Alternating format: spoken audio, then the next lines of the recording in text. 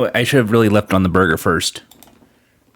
The burger theme song, burger theme song, burger theme song, burger theme song, burger theme song, burger theme song, burger theme song, whatever.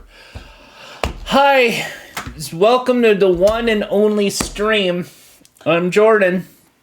Because this is an inconsistent stream, I'm recording this and putting it on YouTube as a VOD that most likely no one will watch, but it will be up on my Discord, which again, no one will probably join.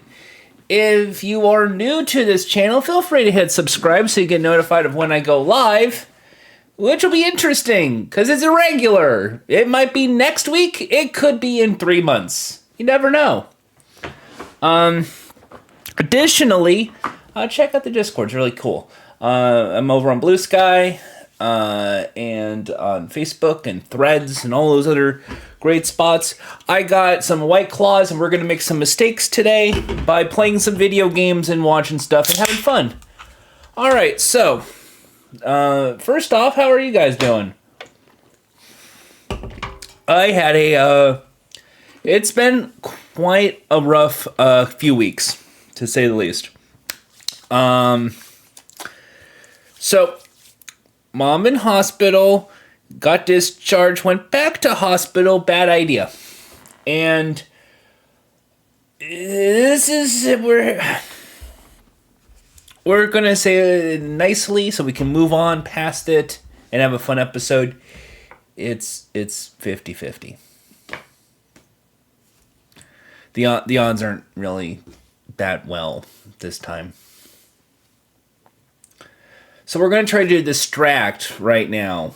If you're wondering, why am I doing this? It's essentially so I can get my mind away from that, because otherwise there would be endless grief and not fun. I don't want to have frustrations and sadness and all that stuff. And I know my mom would also not want the same.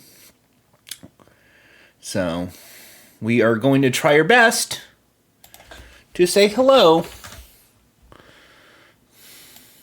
So thank you so much. I'm going to go to Discord real quick and let people know I'm live.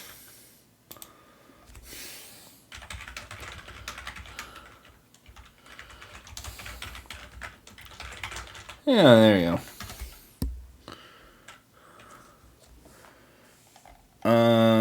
Oh, Tasty is here. Hello, Tasty. I want DDR or any dancing machine in my city. The arcade place had Pump It Up closed last month and I cried. Yeah, I hate that. So, Tasty is in Latin America. And he's a very great editor and a great social media person. So, hey, if you need somebody to edit your videos, have some fun, contact Tasty Zero. He does a fantastic job. He helps a lot with Kevin Pereira's Cream Team all the time. So, DDR. Because it's, for me, it's one of the most prolific arcade games of probably the last 25 years. But we never really think about it as such, because you gotta think like rhythm games in general. You have your Guitar Hero, you got Guitaru Man, Taito Drum Master for me. You have your Guitar Hero for going to that first stage PS2, Rock Band obviously. But I think when I think of rhythm game, I think of DDR. And DDR is huge, not just in Europe because of its Eurobeat, but Latin America because of its salsa influences, and also a bit of North America because a bunch of weeb shit, because, oh, it's Japan, and ooh, how exotic. But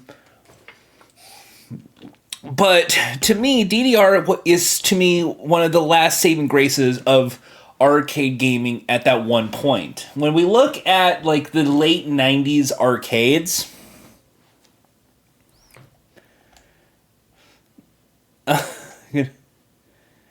Yeah, oh, I gotta read this off. I gotta read what Tasty just posted in the chat. We had great news the other day about that. Konami is splitting their arcade division from their pachinko shit. And yeah, it could have been esports. I thought there is competitive DDR. It's just a lot of convention circuits do that. They do like the high scoreboard and all that. I don't do very well at DDR. I like to play casually like most games. But when we look at the last 25 years, most arcade games in this country are ticket redemption or racing games or light gun games. Like, that's about it. It's the light gun, shoot the gun, and that's it. Or it's you're driving in the car. There's not a lot of the joysticky fighting games anymore in arcades. And I think that's been that way since that late 90s. Like, you had Blitz, you had NBA Jam, you have Gauntlet, but it's mostly fighting games. And then that's it. And then there was kind of that push towards consoles when, like, the Dreamcast showed up with Marvel vs. Capcom 2. That it just sort of dwindled down slowly by slowly. So now the only fighting games you see in arcades are like that Injustice or Marvel Clash of Champions where you get cards because trading card elements. So there's like a swap element and all that. But DDR is the one game I could think of that when it first came out and then later it has this cult phenomenon. Because here's this, like, two giant speakers lighting up, because this was the 90s, and then there was, like, Eurobeat, like, step it up!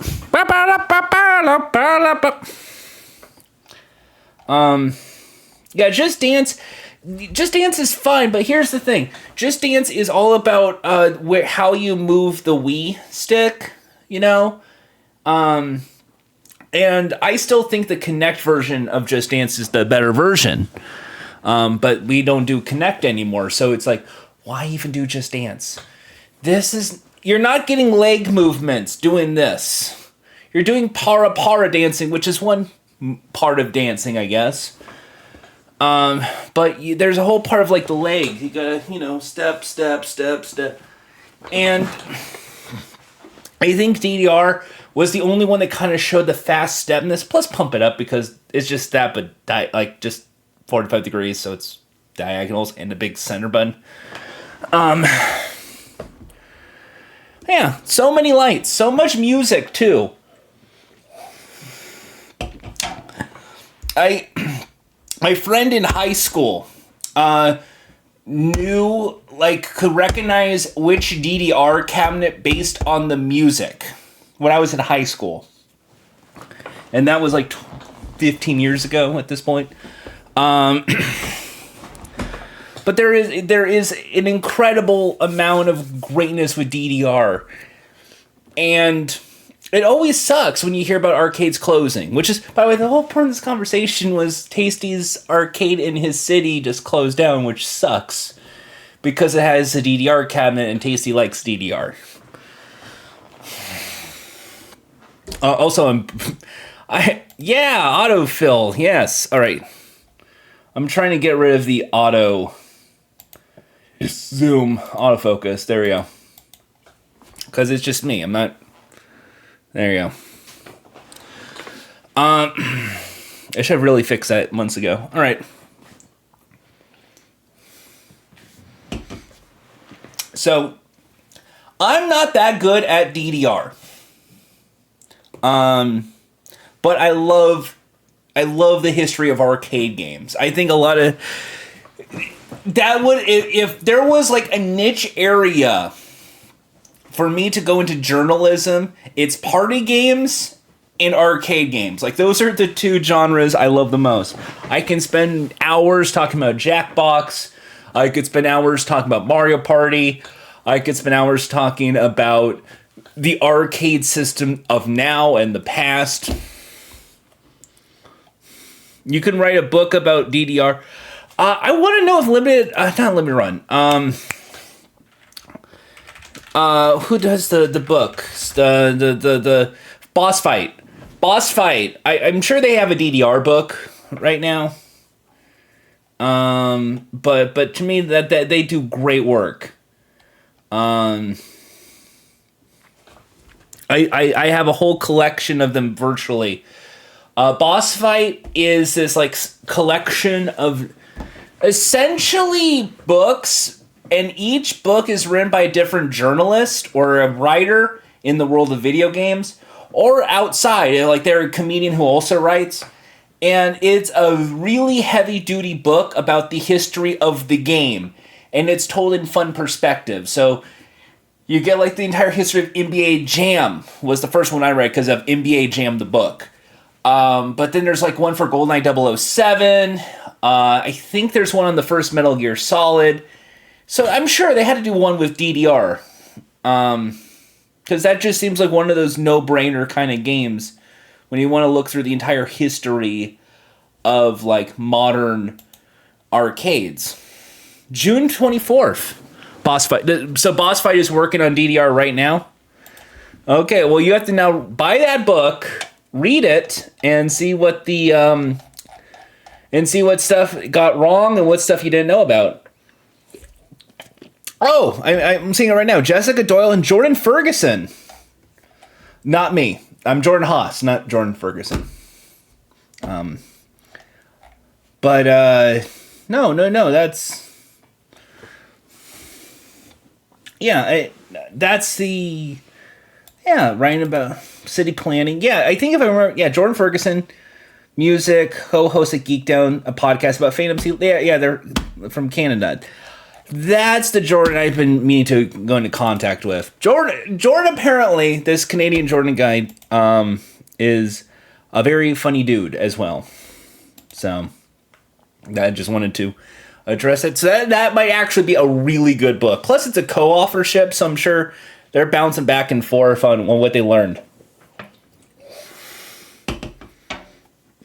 Oh yeah, no. They get developers, and they do interviews, and they bring that into it. If you like NoClip, Danny O'Dwyer's NoClip documentaries, Boss Fight books, beautiful, are just beautiful. They're kind of like a written version of NoClip, if that makes sense.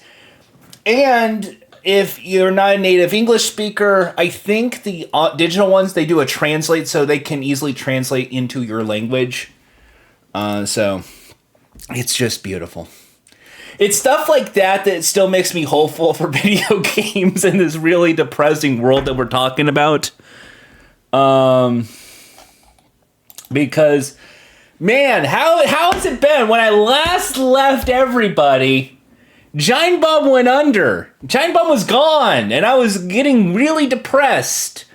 And now it's bought by Dan Reichert and Jeff Grubb and Mike Minotti and Jeff Bakalar. And the fifth guy, Jan Ochoa.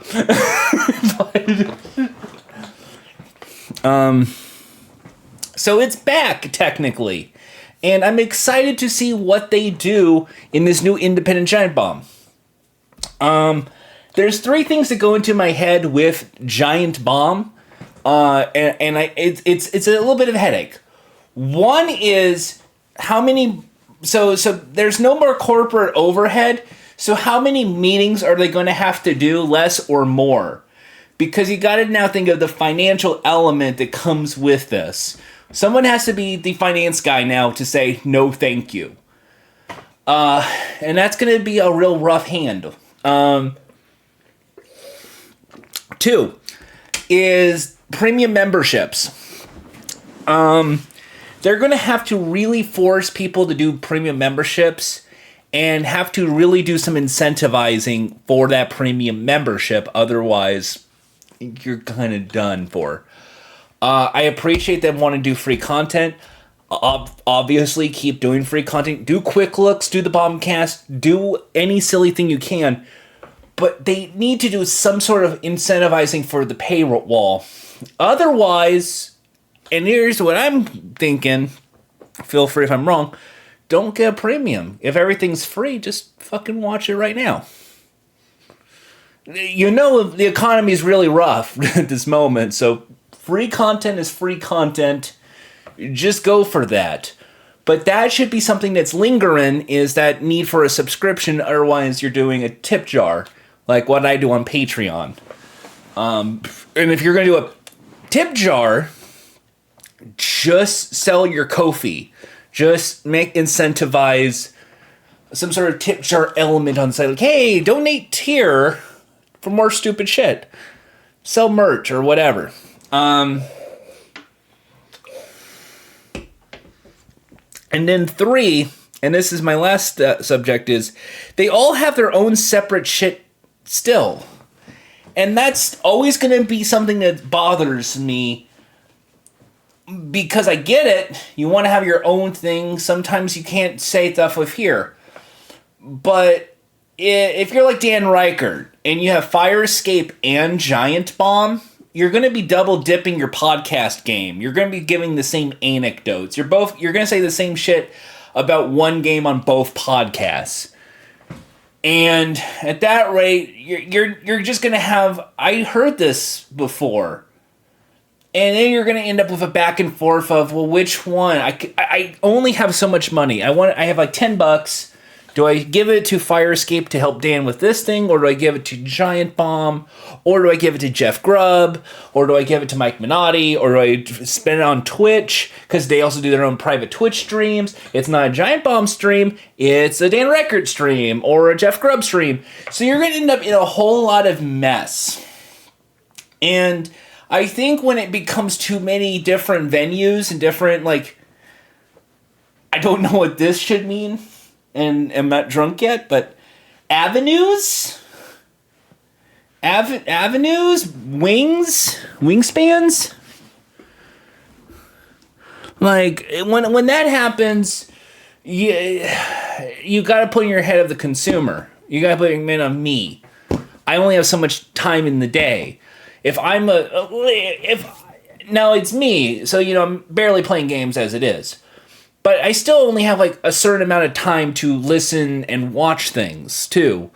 So like a 3-hour podcast plus a 3-hour podcast plus a 2-hour live stream, and you're already looking at 8 hours, and that's a third of a day. I would rather spend that watching a movie or playing game shows or something. So for me, I would rather have more fun content, more I have to see this kind of thing. And podcasts don't really do that for me, to be honest. I know this is like a podcast right now. Let's see here, Casey. I think it's positive to have your own thing, but since you brought the dang thing, you own it. The Dan thing, you own it. Yeah, you can put whatever you want. So there's really no need for them to have bought Giant Bomb. They should have just let it burn and went on their separate ways and hopefully merge from there. Otherwise, you're kind of doing what Nextlander is doing, but you're still using the Giant Bomb name. You're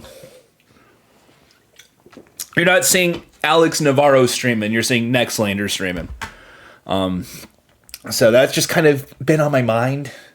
And because of that, that's kind of where I think Jeff Gerstmann comes into play. Because I'm thinking Jeff, he's very happy just doing what he's doing right now on YouTube because he's just his own person. He doesn't need to rely on another person. He can just invite people over for a podcast or a live stream and call it a day. So that is kind of like he maximizes his own viewership in that way. Plus, he already has like segments like ranking 8-bit Nintendo games, and now everyone wants to know which games are better than Low G-Man and Low Gravity Man, and that's great. So that's just where I'm coming from. So for me, that's been on my head too. Is I'm excited for Giant Bomb. I think if they do it right, if they can somehow make it the like dropout of video games, or second try if they want to keep doing freemium. I'm calling it freemium because free and premium together. You get it, right? I'm sounding corporate, and I don't want to sound corporate. You know how I feel about capitalism, you guys. You know how I feel about capitalism. Tasty, I'm looking forward to Giant Bomb at night for Summer Games Fest. Yes! Yes, because if you're not familiar, when they do Giant Bomb at Night, they have a set, and they invite people, and they talk about their games, and they bring journalists, and it's such a great time. And for me as a viewer, I get excited about those Giant Bombs at Nights because it takes me back to those days of when they were in the studio and having fun and talking shit. And that's the best time of Giant Bomb, is when they're on a set together. And with this cast of 5 great people, I think they can still knock it out of the park. Anyway, time to talk about the woke shit. I don't like them woke games. I don't like them woke games. Because that's what it just feels like right now. I feel like I have to end up being, like, having a receding hairline. And then, like, start growing, like, the ugliest mustache and goatee. And then smell like Taco Bell shits. And then go, you know about them woke games. Hey, Alyssa Mercante. Boo, boo, boo. Hey, here's our special guest Grumps to grift you on $100,000.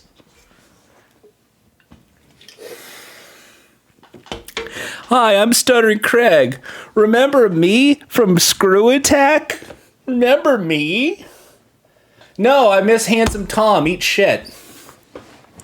Whatever happened to Mickey, Craig? Where's Mickey? Where's Jose? Are you gonna do the sombrero shit on Jose? This is funny shit. Hey, what happened to all the people at Game Attack? Not your first, not like the second attempt at Rooster Teeth, Craig. What happened to Game Attack, the video game store you had, Craig? Did people show up? Did you try to trust the guy who's an actor to run your game store when you know he's going to be an actor? You dumb shit, Craig? Hey, what's up? Hi, Kirai. I'm drunk and I'm gonna talk shit about journalists and woke shit.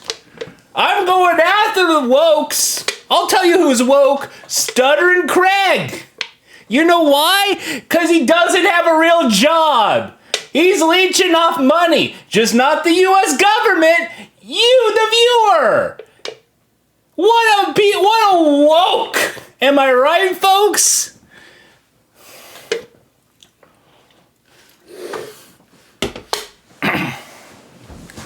Yeah, you know what's really woke? You know, spending your game money like grooms on your fetish website. That's fantastic. You know, sex work is work, rooms. We know that, and I'm proud of you for standing up for sex workers and women like your mom. Very woke of you. Good job. Happy Mother's Day. $80 video games is woke. I'm Randy Pitchford. If you want the best video games, come to Medieval Times. It's on a USB drive. You bet your ass it's good.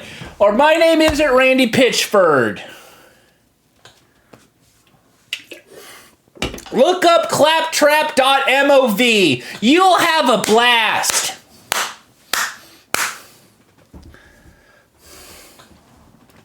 Oh, you're thinking it's the funny robot. No, it's a whole different type of claptrap.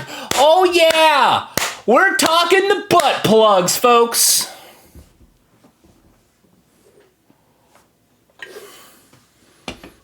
Wait, Craig retired the industry to a new right-wing social media backed by a gun company. It fell through. He came back. Yeah, what a woke. Oh, man. I'm anti-gun now. Way to go, Craig. Way to go. Stand up against the Second Amendment.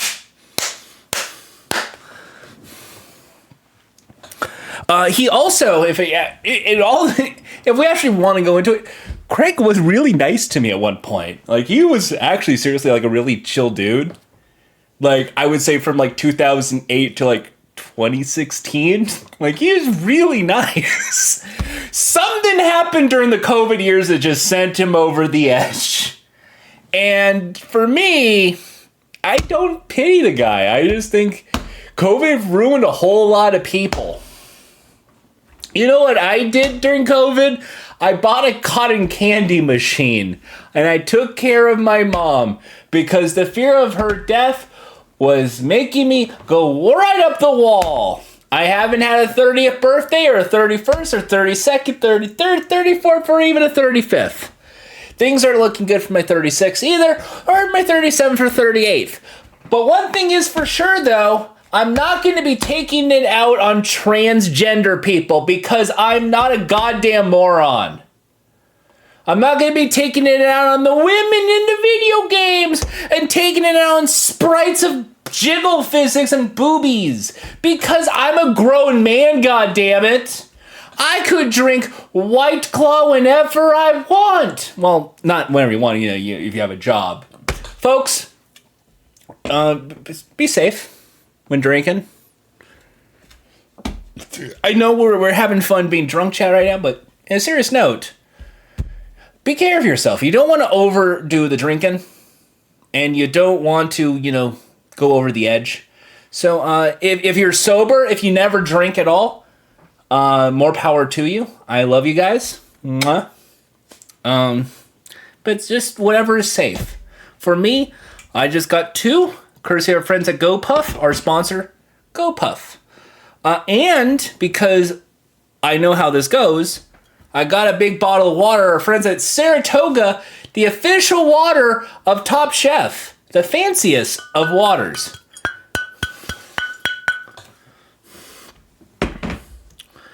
Yeah. It is the meme water. It is. Well, there's 2 meme waters, Tasty.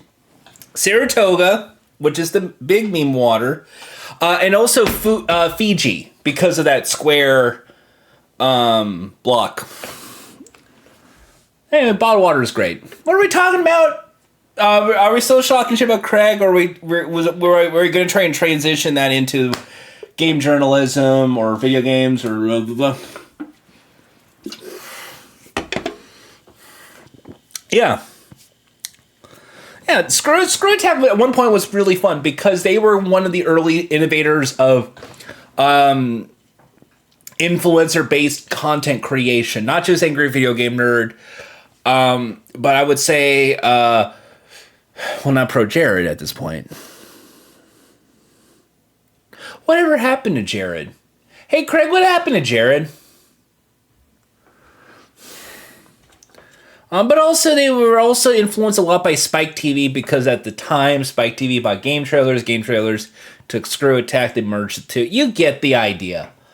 Top 10 boobies of video games. Number 2 is the Dead or Alive girl with the American flag bikini. Oh, I forgot her name. I wish I knew off the top of my head the name of the American flag bikini girl that's blonde in the Dead or Alive series. But I don't, because I'm a fake geek guy. I'm just doing this shit for attention. You don't have to leave that comment, folks. Yeah, Destin did Hard News at one point. And then Destin went on to go to IGN. And then whenever Craig opened his goddamn mouth, they went to Destin, and Destin was like, fuck if I know. I only knew the guy for 5 years. Anyway, that's why I applaud Greg Miller for leaving IGN when he could to do kind of funny. Good job, Greg. You're actually a cool dude, it turns out. Yeah, salute emotes for Greg Miller.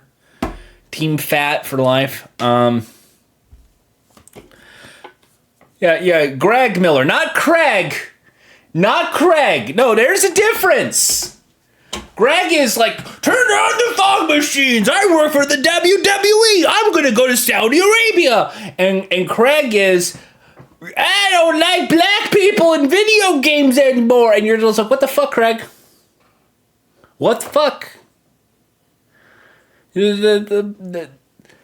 So we're like, when you were a kid playing Final Fantasy VII, you saw Barrett for the first time, you're like, oh God, I don't want that in there. Even though you're probably thinking, this dude kind of looks like Mr. T. because he has the big chain and the little mohawk kind of thing.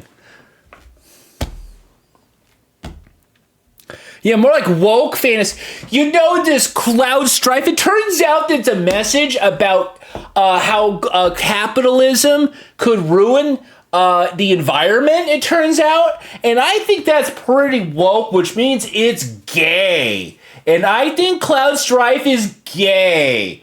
And I think Sephiroth, for having like exposed chest and silver hair, also makes him gay. In fact, I think they're both so gay, Cloud and Sephiroth. I think they should make out with each other. In fact, I'm going to look it up right now.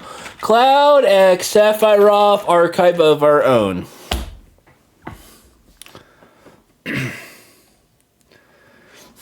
Yes.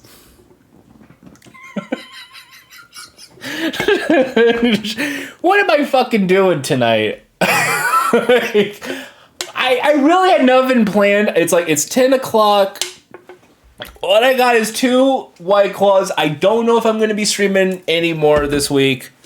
Let's drink, have fun, chat about games, talk about arcade games, talk about video games, and have fun. It's 2 a.m. Tasty, you're going to have to go to sleep soon. And then I'll be chatting to a wall. Oh, shit. Anyway, here's where we're going at right now. So, over in Simi Valley, California. I'm doxing, folks. Simi Valley, California. Put it on the map. Home of the Ronald Reagan Library. You want to piss on Ronald Reagan's grave? Come to Simi Valley, California. Simi Valley, California, by the way, was where I went to school in the 3rd grade. It was where I wound up in middle school for a little short time, and it is also in the middle of like 5 different cities of where I live right now. Because at one point I'm in a nun city, and this city, and that city, it's just whatever. Anyway, Simi Valley, California. There's a town center mall. It's a dead mall. You probably have seen that mall before because that was in My Crazy Ex-Girlfriend on the CW. That was the mall of My Crazy Ex-Girlfriend because it was a dead mall and they needed money, so they usually film in that mall. It's a dead mall because it's an outdoor mall. And I don't know if you know about this, but sometimes California isn't sunshiny, sometimes it's rainy. Sometimes it's really rainy. And when it's rainy, you don't really have anybody there. At one point, there was an Apple store, and I bought an iPod video from said Apple store. At one point, there was a GameStop, and I bought my copy of NBA Jam for PlayStation 3 there. At one point, they had a California Pizza Kitchen, and I think they still have a California Pizza Kitchen, because California Pizza Kitchen is still yum. I just like it. They also have a Red Robin yum. So anyway, I told you holiday tomorrow's in Chile. Oh, so you're on holiday. Happy Memorial Day, folks. Salute to the troops. Anyway, so there's a Five Below there. And I got some cool stuff here. I got this. Now I can pretend to be a train conductor. Uh-oh, a trolley is coming towards you. And you have to eat raw eggs. Or you have to drink a crazy smoothie. I'm the Try Guys. This is a great idea. No, that's something else I got. I also got something really silly.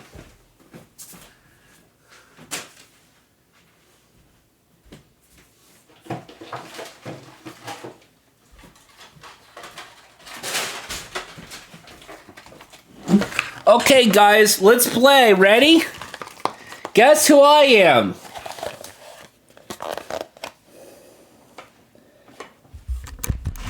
Healthcare CEOs don't have rights. Mamma mia! It's me! Green Mario. All right. Darth Vader.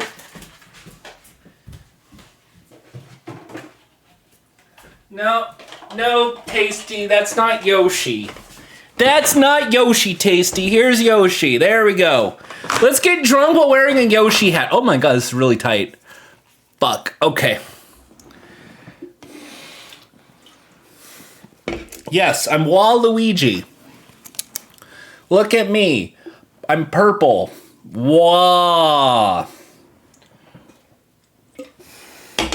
So Five Below is a store chain in the United States. And the whole gimmick is pretty much everything there is $5 or less. So I went on a shopping spree and I bought some bad shit. Mostly candy.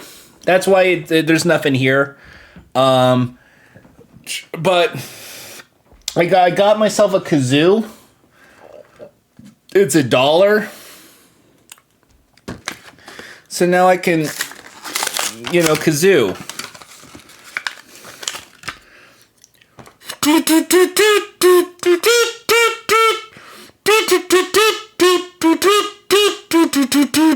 All right. I'll put those in this drawer. Has it been hit by the tariffs? Kind of. So the problem with the tariff thing with situation is it's all about ports and coming in. So a lot of the stuff that's in the stores right now is food. And then others that's sent from China, it's still being sent, but they don't always have to be $5. Sometimes it's $5.55, sometimes it's $7, sometimes it's $25 for some reason. So it will probably go up in price in some places, but I don't think so that much. I think it would only be up maybe $1. So you'll see a lot of $3 things be $4, $4 be $5, and so on and so forth. I think that's going to be one of the few places where the tariffs will have a moderate effect. It's not like a Dollar Tree situation, because a Dollar Tree is typically like a Dollar General, and those are both located in food deserts, which are in these places in the United States where there's very low income families and not a lot of things to do in like a 30-mile radius. So it's like the only supermarket in town. So when you're the only supermarket in town, you only have like one version of Rice Krispie treats. And because that's it, hey, you're going to take it or leave it if you want Rice Krispies. So that those places will be very detrimental. That and Walmart.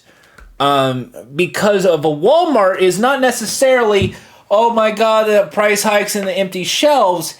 What will happen is because a lot of Walmarts were kind of the big store that took over a lot of mom and pop middle American cities, like the classic Main Street that you see in Disneyland.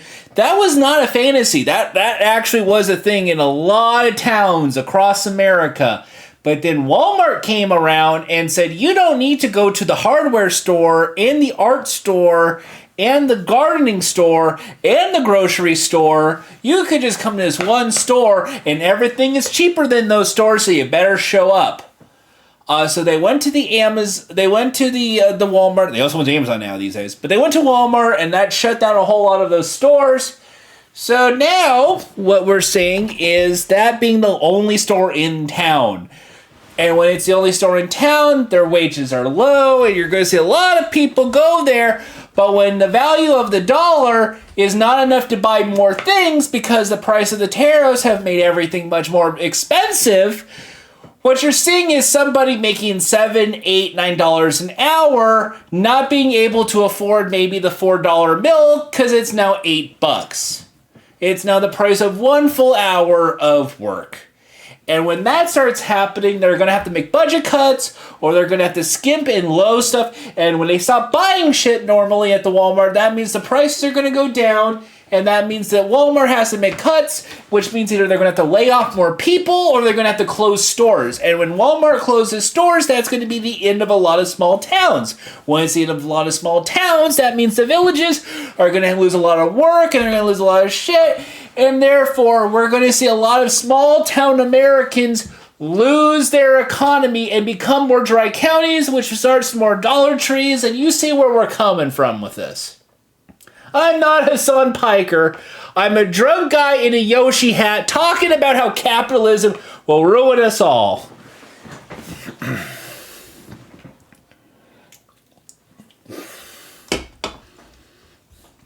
Anyway, Five Below is a really fun place. To me, it's the best dollar store because you can get Yoshi hat.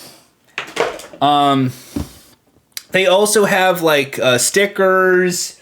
They have like tripods. They have those selfie sticks. They have food.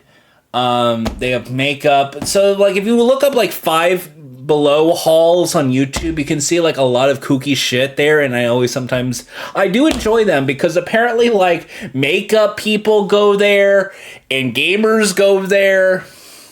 For me, I just like it because in my mind, because remember television, these are really cheap, silly props.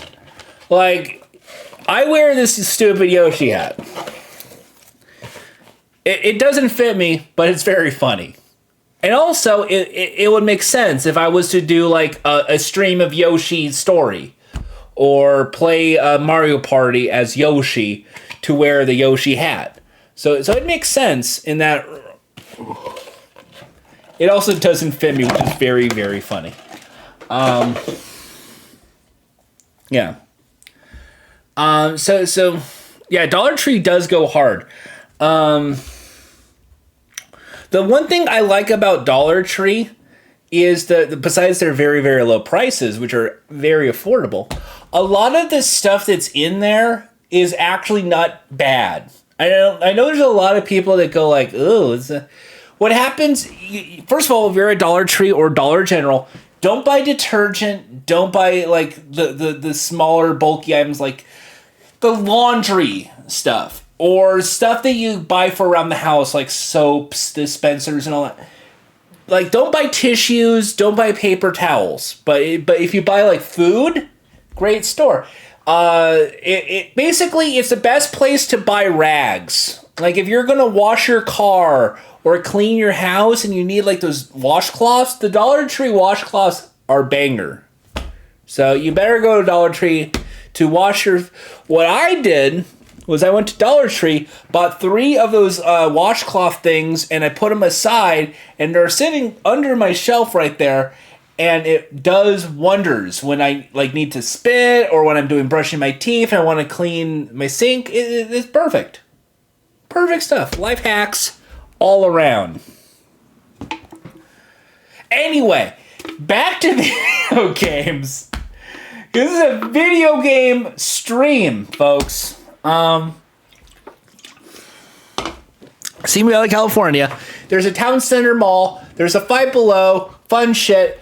There's a video game store, and I want to make a quick shout out. It's called the Game Exchange. Game Exchange, I believe, is a chain, but I'm not sure. Where you buy and sell retro games. But the people that run that store, I think they are the owners, are really cool dudes. Like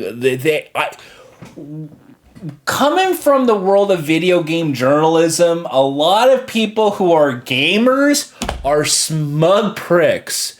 They're not chill, laid back dudes. Some of them don't know their shit.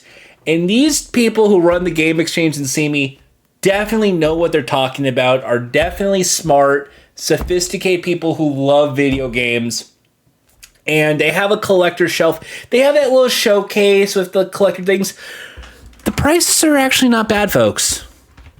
I was at one point scared, like looking at the shelf, like, oh god, how much is Super Mario Brothers going to run for? It's like $40. So like, fine.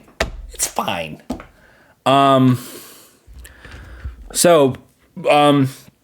NES games were like $5, $10. Some of them were 15.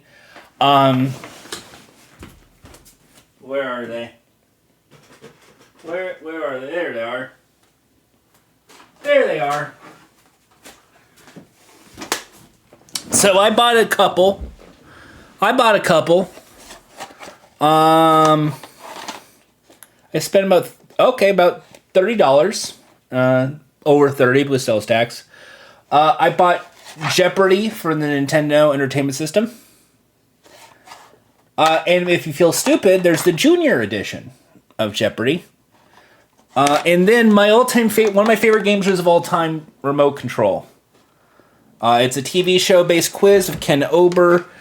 I love this because of its soundtrack. If you put this in the Nintendo, all you're gonna hear for like 20-second loop of bum bum bum bum bum bum bum bum bum bum bum.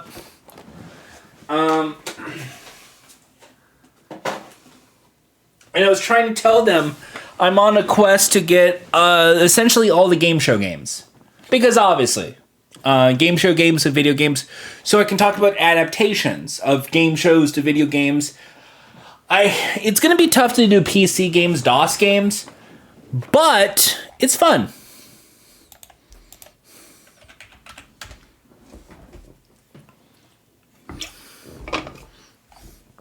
So the Game Exchange, they had retro games. They have retro gaming there. And the guy there, really smart, very fun. And I always thought it was this one little store. And like little collectibles, they have a Virtual Boy, they have a Power Glove, they have a Keyblade, they have the Triforce, they have the shield from Link to the Past. Not Link to the Past, Ocarina of Time? I think it's Ocarina of Time. The Triforce shield that you see in the Nintendo 64 Zelda games. And they also have an arcade that's on 1 quarter per play. And the dude was so nice to give me like a dollar worth of quarters and said, hey, have fun, play a few games, let us know what you think. And I don't have... I was this close to going to their ATM and just putting in like $1 and, you know, lose the $2 fee and all that. But it is so cool in there because the arcade that they have in there, there's only one console in there that is one of those like those 8-bit mini consoles. Everything else is a standard like cabinet. They have a Japanese cabinet with, I think, Street Fighter versus X-Men. They had Gauntlet Legends. They had NBA Jam. They had a Neo Geo cabinet with Puzzle Bobble. That kicks ass. They got basketball. They have that new football throw game. You sometimes see it's a Ticket Redemption. They had Hydro Thunder. They had Arctic Thunder. Well, I don't think it's called Arctic Thunder. They got Jungle Japes. And then these people are so fucking cool. They made like Crazy Taxi on a big screen, and it's the arcade version. It's not a MAME. It is literally, they had the port, they put it in a box, and they, instead of putting it in a CRT, they projected it onto a screen with surround sound, and they modified the Sega Jungle game for Jungle Jumps or something. I'm drawing a blank on the Jungle game, and it's one of my favorite games. And it was so much fun, like looking at like a 20-foot screen. Like it took up the entire ceiling of the store.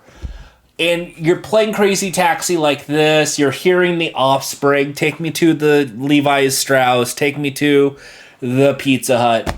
And it was such a great experience. And there's air hockey. There's billiards. There's all these little classic arcade games. There's a little Asteroids tabletop. It is such a cool place that I can't recommend enough in this little area that I live in. Because I love retro gaming. And I love arcade games. And I always think about arcade games and how you can't really find these places anymore. A lot of these arcade games, like a Street Fighter Alpha 3, you're not going to see it out in the public anymore. So it's cool that a collector bought it and is just showing it off to the public.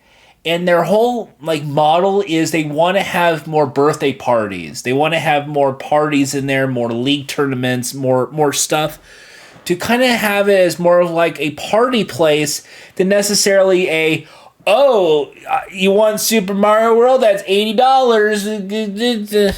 One of those. and they were really fun and smart and funny and great. And I don't know if they'll ever be watching this video. I don't think they'll be on the stream, definitely, because, you know, they're working probably at 8 o'clock tomorrow. But the Game Exchange of Simi Valley was one of the best places I have been to in probably 20 years at this point. It did bring back some retro memories, but for me, just in that thought process of game journalism, game preservation, to see an active working NBA Jam cabinet in a Blitz 99 cabinet and a mocap boxing game from the Super Nintendo era, holy shit, it's just beautiful. It is great. They had Super Strikers. They had Gunsmoke. Is it called Gunsmoke? It's the Western game, the arcade game with the shoot the gun. It's so great. And for Tasty, yes, they had DDR. They did have a DDR cabinet. I think it was second edition. So it was such a blast going in there, playing some games, buying some games. Especially in this area, because there's not a lot of game stores. There's not a lot of nerdy shit. I gotta be honest, folks. There's not a lot of nerdy things to do in this area. You can go to the movie theater. There's a Dave & Buster's. But the GameStops are all gone in this area.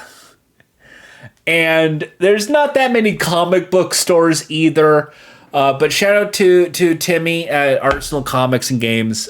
He still has my back all these years. Whenever there's a new Nightwing book, he just calls me up. And it's like still to this day, it's just great. Yeah. And then they have little TV screens with the consoles. So there was like a Nintendo hooked up. There was a Super Nintendo, a Genesis, a Wii, Xbox 360, and if you're wondering what the Super Nintendo game was, Kirby Superstar. It was like a calling, Kirby Superstar. I was like Puyo. I'm Kirby. And those are on free play.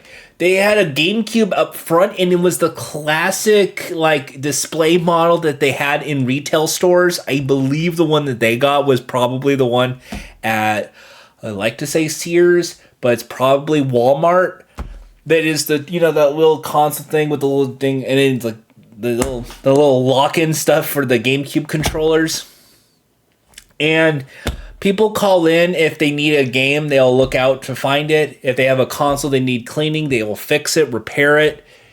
It's like a one-stop shop, and then like their center store is like a movie theater projection, and they had Mario Kart 8 for Switch lined up. So they were already in the market for, hey kids, we know you love Mario Kart, come in here and play it.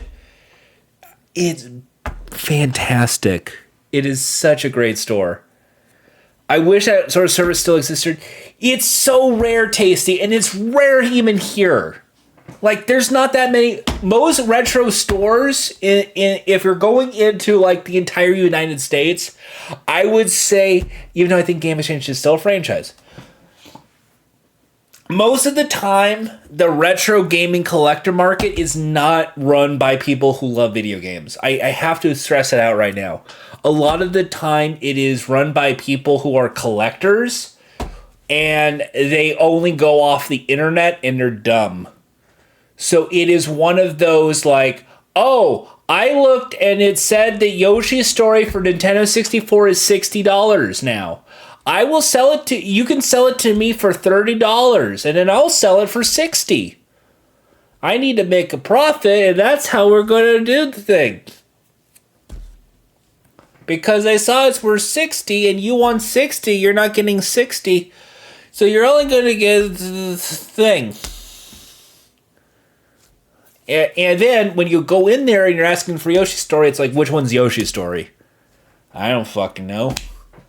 That's a good chunk of retro gaming stores, and I wish I was kidding. A lot of people running that store, it's not the gamer. I wish it was. I wish it was the person that has this fondness for retro gaming. But it's just not there in the United States. I think there's only like maybe 12 to 20 stores. So I actually had to be realistic. Across the entire United States, all 50 states, people who care about games, people who know who Walter Day is in Twin Galaxies. Yeah. Sold Wii and PS3 for like $110, which is horrendous, but yeah, that should not have been the case. I think nowadays you'd probably get like $250 at least. And then they would make $400 and everyone would still be happy. But yes, that is kind of where we are at right now. So I was really delighted. It's people care and people do give a shit, and it's a lot of fun to go to that place. It sucks it's in a dead mall, but it was a lot of fun. So again, shout outs to the Game Exchange of Simi Valley, California. I showed up unabruptly, and I showed up with cool friends and cool memories. Dead American malls, lol. Tasty, you don't want to go to dead malls. You want to go to Dead Mall? Go to City Walk in Universal Hollywood. It's a fucking dead mall now. Is there a video? Is there a video of City Walk like Hollywood right now? Let's see together. City Walk Hollywood. Any new videos from like a couple of days ago? Like a couple of days ago. Here we go. Ride vehicle testing. The Fan Fest. I don't give a shit about Fan Fest. City Walk Hollywood tour. Here we go. 11 months ago. Let's mute that because I don't want to get copyright struck. Okay, so there's the Chocolate Emporium. 40 years of fun. I don't give a shit. There's the movie theater. That's like the only thing there. So City Walk Hollywood is essentially you park in a parking garage and then they make you walk like a quarter mile to get to the theme park so you can ride Jaws or whatever. And this is all they give you. So this is celebrity collectibles. This is all full of like autograph bullshit. It's like really expensive. I've never really had a fondness for this shit, and it's like props. It's like fine. How much of this is autographed by Michael J. Fox? I don't fucking know.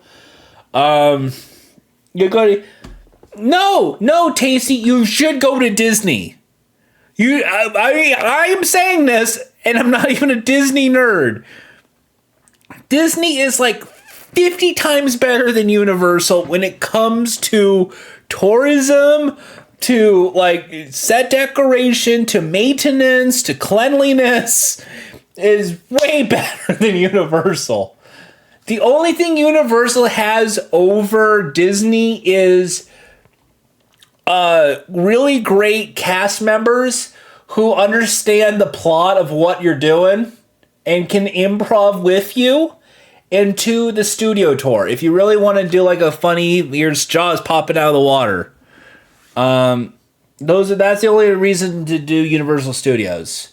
The rides are kind of okay. Jurassic Park is fun. You go down and splash water, but if you're doing the rides, you might as well just, and you're not in this country, you should just go to Orlando. Mario! Yes, there is a Mario Kart. But if you go to Orlando, there's Mario and Donkey Kong. The Donkey Kong with the car going over. We don't have that in Hollywood. We have movies, though. Allegedly. Okay, so this is basically like collectible stuff. I'm giving a tour all drunk. This is great. I did not expect this to be part of the stream today. Shoutouts to Walking Jesse LA from YouTube. Jesse, You're from LA. I'm from the LA area. You rule. And thank you for recording this. I hope more people give you a like and subscribe because I'm stealing your content essentially for the purposes of whatever the fuck this is. Anyway, that used to be a pizza place and that's gone. That used to be a Chinese restaurant. That's gone. That Starbucks was closed for a while. I guess it's still there. And there's King Kong. You guys know King Kong? Yeah, it's great. Over there is the Wasabi Sushi. I went there once for a friend's birthday party when he turned 18, and I got sick because I think the sushi that they had there was kind of not refrigerated properly. My personal preference is sashimi. When they do the spicy and the little thing and a little like yuzu sauce. That's delicious. Anyway, let's go to It's Sugar. It's Sugar is a branded candy store here in America Tasty. It's mostly in tourist places to lure people in with these bags of candy that's like a pick-a-mix that you get at the supermarket. That's new though. The Wizard of Oz made of jelly beans. I'm glad it's Wizard of Oz and not the Wicked Witch of the West and East, so we can do Wicked.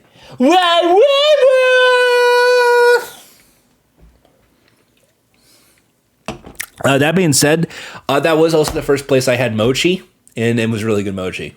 It was a mochi ice cream, more specifically.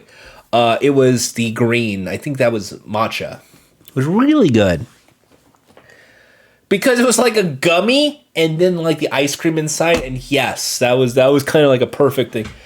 Anyway, it's just a candy store, obviously. So look, do you want me to do a tour? Look, Whirly Pops. Oh, yeah, Whirly Pops. Oh, look, the Tootsie Owl. Mr. Owl, he eats the candy. Look, it's Red M&M from the Sour Patch Kids. This is what reaction videos are typically... Oh, well, a Haribo bear. I like Haribo. Oh, the Hawaiian Punch mascot. I drank a Hawaiian Punch once. Isn't that great content? Oh, yeah, they have plushes. Because, you're going to a candy store. You know what you're thinking you should buy? Plush toys. You're thinking chocolate bars. You're thinking sour candy, hard candy. Build your own candy, chocolate truffles maybe, licorice. Nope, we're buying plush toys. Anyway, look, the toy gumball machine that almost every 7-year-old has had in their house at least once, and then they kind of throw it away when they realize it wasn't really a good piggy bank because it could only handle one coin. Where were we? Oh yeah, they're just leaving. Yeah, you know what? Just fuck it, go. I don't blame you. That's the candy tour, folks. Be sure to leave a comment, subscribe. We'll see you next time. That's Bubblegum Shrimp. It's named for that because of the movie Forrest Gump. Bubblegum Shrimp, Bubba, you could add blah, blah, blah, blah. New Orleans accent. I'm not going to do that because I don't want to get canceled. But you can add shrimp 1,000 ways. It used to be Gladstone's. Fun fact. And the reason I know that was because when I turned 12, my birthday was at Gladstone's over there. And it was funny because they made the swan out of aluminum foil and I got to wear it as a hat. It was really silly. And the person working there, I think, was an actress of some kind. I forgot their name. But they are currently working in Hollywood. I would like to think it's Amy Adams, but I'm not sure. This is the water fountain. Right next to an abandoned Abercrombie & Fitch, it's going to be an NBA store. People get wet in this fountain. It's fun. That kid's going to get soaked in a few seconds. That kid's going to get drenched. That kid, what dumb shit. You dumb shit child. The thing is, though, and I have to say this, he looks a lot like me. Like, I wore exactly what he wore like 10 years ago. So I should not judge. I had that same haircut. I had that same sweater. That dude is me. So I'm looking into an earlier version of me as a 30-year-old. Okay, that's Antojitos. That's a Mexican restaurant. They have a lot of street tacos there, which I know aren't necessarily Latin America, but street tacos have kind of become a new vibe here in the United States, with a lot of taco trucks and a lot of food culture, especially in Los Angeles. So for me, the street tacos there are actually very, very good. Are you wet? No, I am dry.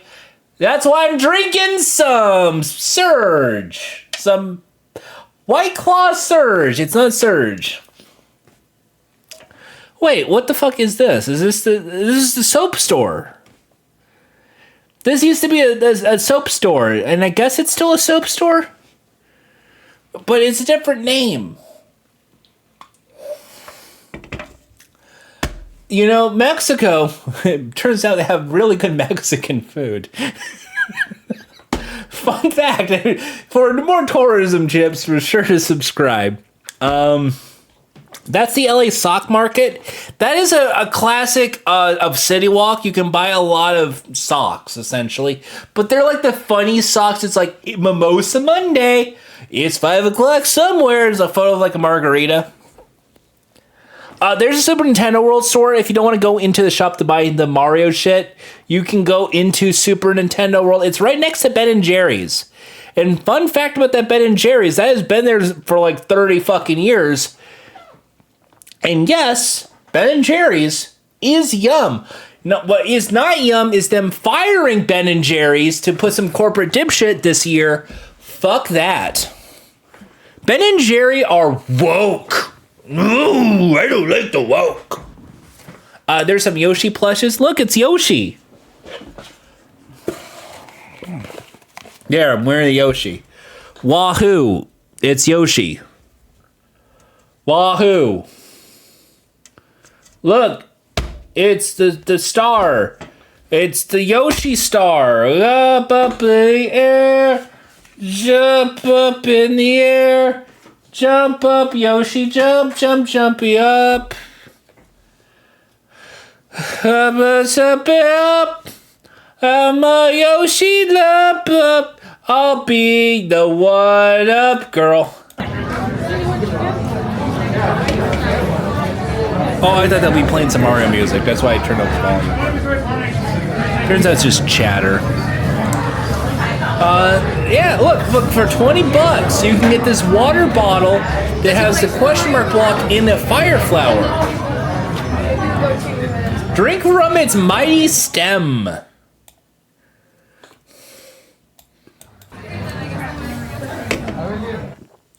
There's a Boo hat. Wear Boo. Wear Bowser. I don't fucking care. They don't invite me to Mario Party!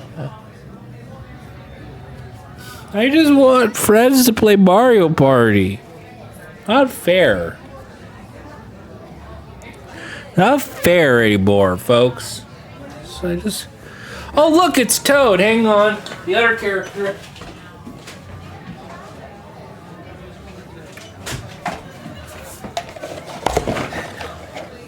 Wow! Wow, it's Toad! Hey guys! You guys want to have a grilled cheese sandwich?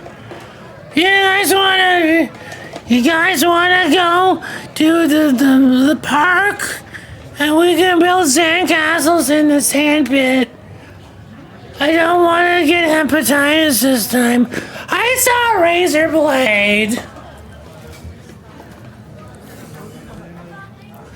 Hey guys, you wanna just go to McDonald's?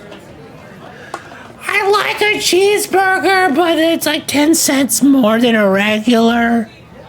Sometimes my mom once asked for a cheeseburger without the cheese, and the guy said, "Oh, so you want a hamburger?" And she said, "I don't want ham, I want a cheeseburger without cheese."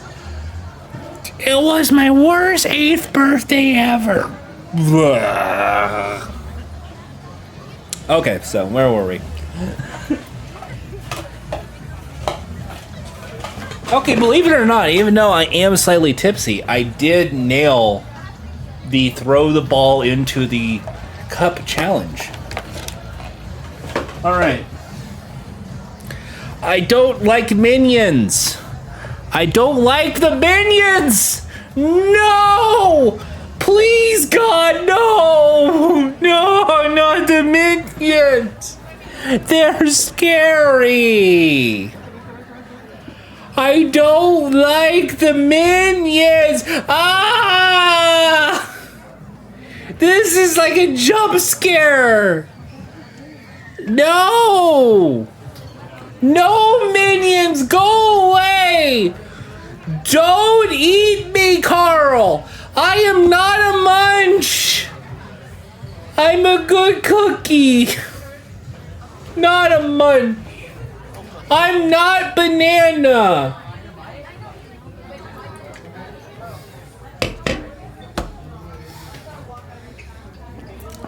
So it looks like this is like the warehouse for like other Universal shit.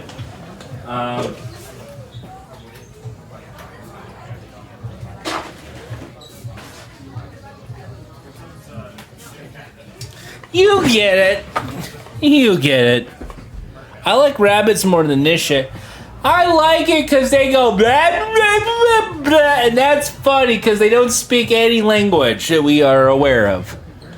It's like playing The Sims. It's like when Grandpa is on his meds. Hey, remember the trolls? Guys, like How to Train Your Dragon? There's like a vague resemblance of Toothless from How to Train Your Dragon. Guys, remember E.T.? It was a big hit in the 80s. You're in your 50s at this point. When you were 10, you watched E.T. And now you're a grown adult. And here's an E.T. plush. Drew Barrymore. She's younger than you. Oh, the crepe. Wait, the crepe place is gone. Oh, I did not know that. Holy shit. That used to be a crepe place. Like, they actually served really good crepes. I'm kind of disappointed right now. It looks like the Italian restaurant's also gone. Buy E.T. Yeah, now you have expensive you buy E.T. The Ben & Jerry's is yum, by the way. Of all the places in City Walk, I would say the Things from Another World, Margaritaville, and Ben & Jerry's are the 3 best places.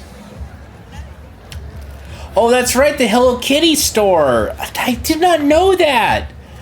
I knew they were building it. I didn't know it was ready. So there's a Hello Kitty cafe now in City Walk where you can drink tea and probably pal around with Sanrio characters. I hope Keroppi is there! Where's Keroppi? You ain't cool unless you wear Keroppi! There's Keroppi! Yeah! Woo! Keroppi! Fuck yeah! You gotta be cool! You gotta wear Keroppi! Is it a frog? Maybe. I fucking forgot already. At one point, I got it confused with Bib and Bub from Bubble Bobble. That's how old I am and how insane I've become.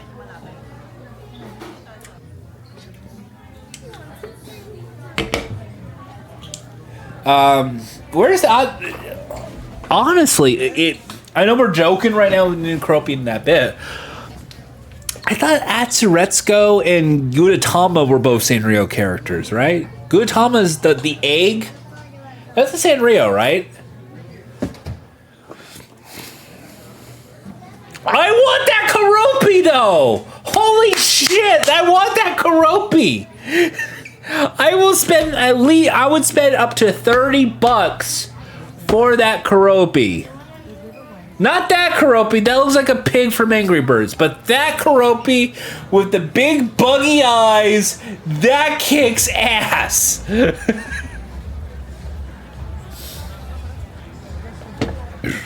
it's 35, I would think about it. But 30, absolutely. But $35, 40, no. I think I just saw Tommy Tallarico. Inside Universal is all wicked shit, but who cares? Over there is Line Friends. I don't know what the fuck that is. What the fuck?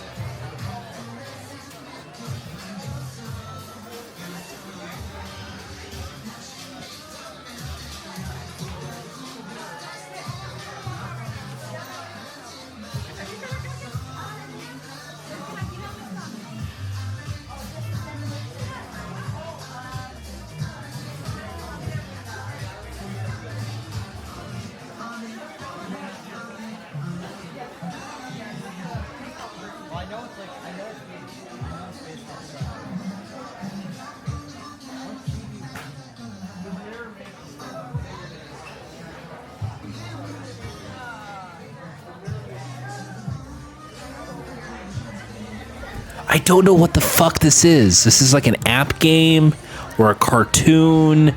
I don't know what this is. I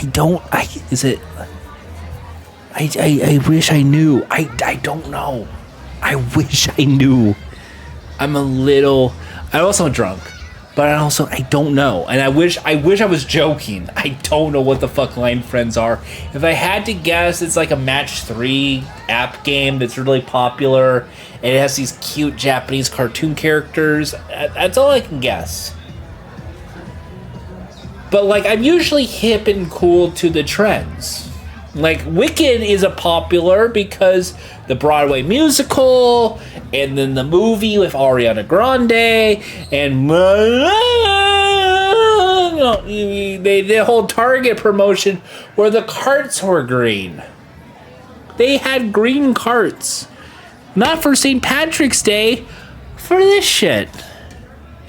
I think Jeff Goldblum is the Wizard of Oz. I want a shirt that says shiz. Yeah, that's what I want to buy. I'm in the market for a shirt that says shiz.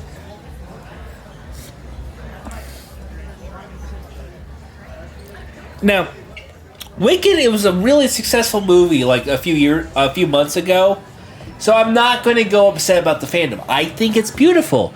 That it's a reimagining of The Wizard of Oz, and it's about sisterhood, and it's about differences and of where we were brought up, and differences in essentially, if you really want to go into it, racial prejudices as well. In a way that is actually very serious, while also sweet and sentimental. But at the same time, when they're going through the sentimental shit, they do this thing that's like a goodbye, and it's kind of cheesy as shit. But I get it.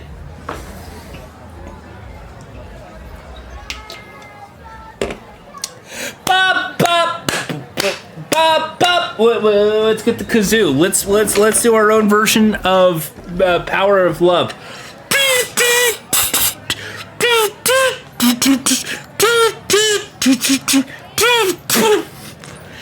The power of love is a serious thing.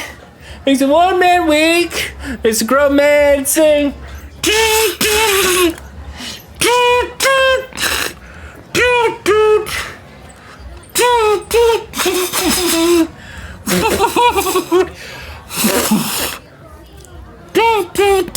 I think it should be this way.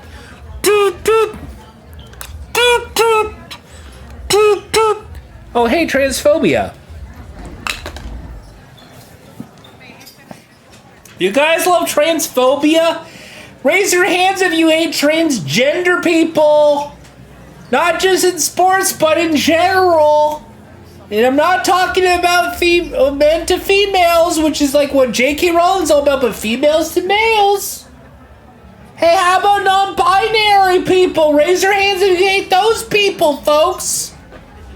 Here you are with your Slytherin bullshit and your Hufflepuffs and your green hair, you piece of shit. I don't know you, but you're looking at Harry Potter shit. I'm gonna call you out. Fuck you. Fuck you and your Harry Potter love. And you're all, oh, but J.K. Rowling doesn't really mean to. No, fuck you. Trans rights. Human rights. Plus trans, well, I don't know if you know this, but trans people, fuck cool. A lot of them pretty badass too.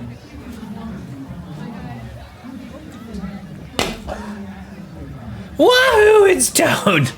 But no, seriously, like, I hate J.K. Rowling, and I think that she soured a good chunk of the early '90s fandom that brought her into this world as a big influential writer.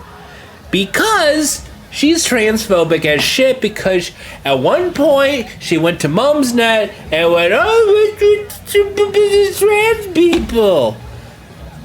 So a lot of people who were these kids who were brought up in the 90s who loved Harry Potter, they're like, I'm in a rock and a hard place because I loved your books, because I love the idea of little Harry Potter flying in his little broomstick, playing golden snitch games, and that the writer is a piece of shit to my best friend who's transgender.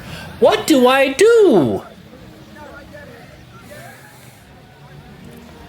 And it turns out the thing is, you just stop paying attention to Harry Potter because you're a grown-ass adult. You seriously, just stop with the Harry Potter. Stop Fantastic Beasts. You don't... Look, I get it. It's tough because it's a big book franchise. But I grew up with Goosebumps, and I don't fucking think about the little doll every chance. I read Animorphs, and I don't give a shit about, like, the fish lady. So you could do the same. You could do the same. Anyway, Tasty, they kind of fucked it up, and I apologize right now. I have to go real quickly to the City Walk, Margaritaville. That was not a full tour. Thumbs down on that video, folks. They did not have a few things. For starters, things from their world. They did not have. All right, give me the. Yeah, this dude knows what's up. Chilean book franchise is a right wing. Yeah. Yeah. Anyway. Globally, fuck the Tories. It doesn't matter if it's Chile, the UK, Canada, America, Mexico, Japan. Fuck the Tories. Margaritaville. I have never had a margarita at Margaritaville. However, I've had a cheeseburger in paradise, and I will tell you, the sweet onions there are beautiful, delicious. Jimmy Buffett is a mastermind of this because he just sang one song about Margaritaville, turned it into this whole branded icon, and it's such a smart idea. And to me, I love it. Because here's this musician that just chill vibes, and he has this like restaurant and hotel chain that's all about chill vibes. I love this concept. If you look at the videos, it's just Jimmy Buffett on a jet ski, or Jimmy Buffett playing on a guitar on like a houseboat. It's just funny. And there's a giant blender because let's get drunk. Oh God. I love Margaritaville. But seriously, I do love Margaritaville. Hawaiian shirt decorum from the people who work there to what they sell you at the store. And the food there is actually pretty good. The best way to describe it is it's like American food, Hawaiian sort of, Mexican tacos, but whatever you pick there, it's fine. Don't go to Eddie Burback and go to every Margaritaville. You will go insane. Oh yay, escape rooms. You guys like escape rooms? You guys like looking for codes and things that's etched in tables? You guys like Morse code where lights flicker on and off in a way that looks like Morse code? You guys like that? It's beautiful. It looks like it's not the universal escape room. It looks like it's Escapology. Batman. Escapology sucks! I'm excited, man. It's a shitty escape room because most of it is already pre-planned. You touch a thing and that's it. It's not fun. I hate it. There he is.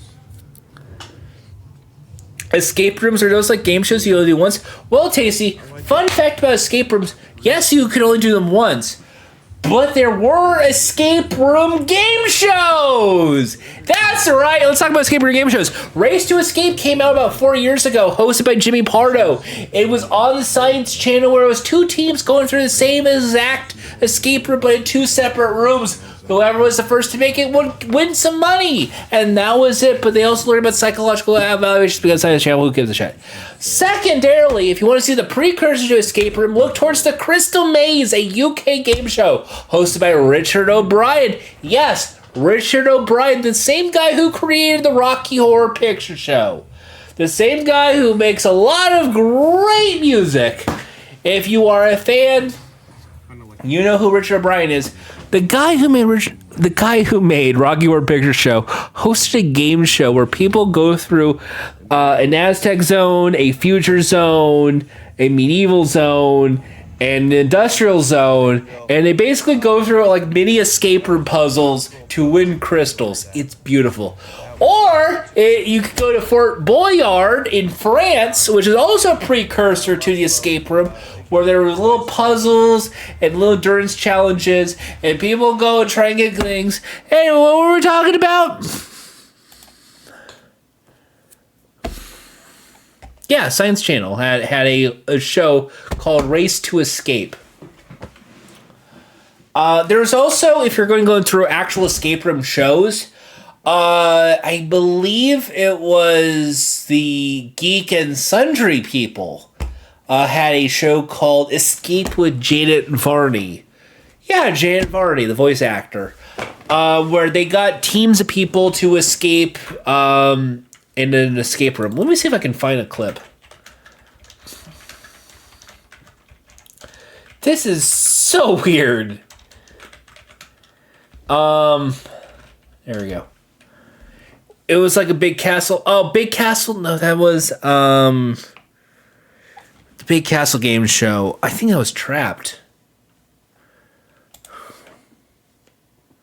Hey, welcome to Escape, the show where we take force. Well, I gotta mute that right now. Hey, Hector Garcia, what's up? This is 7 years ago. I'm old. Oh, Big Castle. Put one in my back pocket. Oh, green. Yeah. Blue. Here we go. Oh. Blue there. Blue there. Okay. Green. Okay. Oh, okay.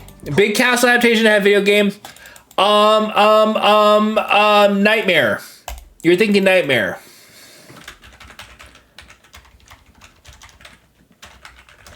I know what we're talking about.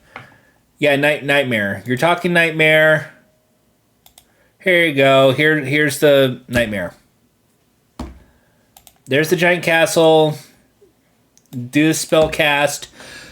It is essentially one of the big popular shows of 90s kids in the UK. Obviously, I'm American, but I know game shows. This was like Legends of Hidden Temple for the kids, even though Jungle Run should technically have that throne. I do love that effect. At the time, though, that was actually really impressive graphics, believe it or not. I know it looks like shit right now, but this kicks ass. Now, I'm not a Dungeons and Dragons nerd by any means, but this rules. This whips ass. In the 90s, you're wearing like a blindfold and you're told go forward, go backward, go to the left. It kicks ass. I love game shows. Game shows kick ass. Anyway, I showed Tasty some episodes of Last One Laughing a couple of days ago. Because game shows, I believe, are the greatest genre of television there is.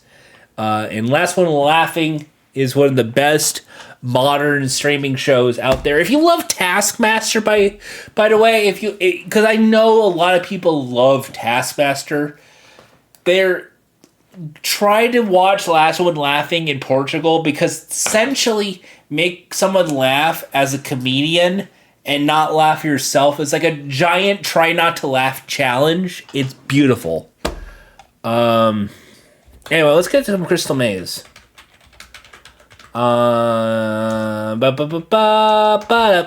Did you know Crystal Maze finally had a version in America?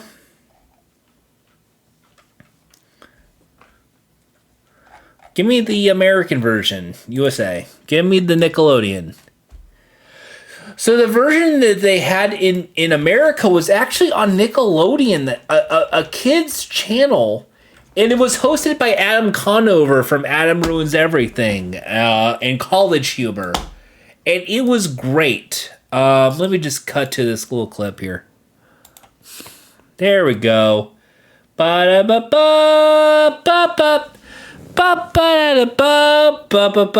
he had these cool costumes. I loved it. To me, Crystal Maze is one of the best UK game shows of all time, because there was this fantastical element of world building and like a Dungeons and Dragons. There's this like the Maze Master kind of served as like a dungeon master to try and build the story up. And in the US version, it was really impressive because they basically turned that into a family game show, but in a way that actually wasn't that bad. And I kind of got really pissed off it was a one and done season, because I believe this was great. The problem was, I think this came out 2019 and then COVID hit, and you know how it went with COVID. Like, everyone kind of just shat the bed. And if you really want to think of it not as a giant log, but as a giant Slim Jim stick, you can.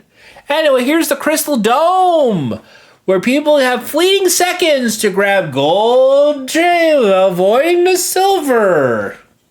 And this was cool because the version that they had here was, for each gold was $100. And then for each silver was minus $100. And if you had $10,000, which was 100 gold, you ended up with $25,000. And I thought that was like the perfect game show. Holy shit, Crystal Maze kicks ass. I think I have the entire season on Amazon Prime Video.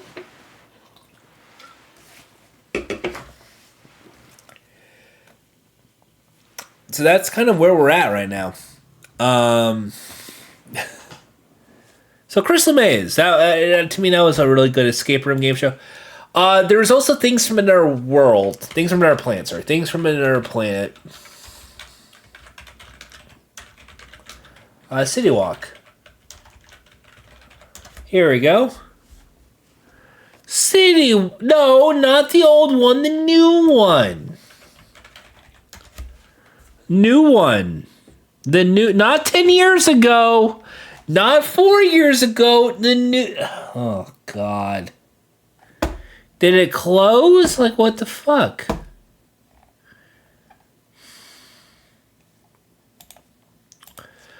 So things from Nerd World City Walk. I guess this is all we're getting. It's a comic book store at the City Walk. They didn't show that. It's right next to the Margaritaville. To me, that's like the best 1-2 punch you can have is comic books and like margaritas. Here's a girl dressed as Bowser. Before Nintendo World opened, by the way. Because this was 2 years ago. So it must have been like right at the time it launched. Oh, hey, a Clue. A Clue version of Friends. I hope Matt Perry doesn't die. Oh, God. It was Chandler at Central Perk with the cat. The smelly cat.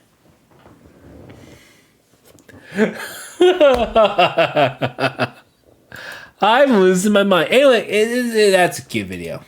Another thing they didn't have was Voodoo Donuts. And I think that's actually one of the best things at City Walk.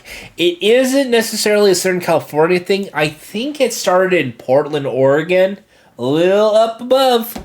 But it's such a great donut place because of its irrelevancy and its way of having some macabre vibes.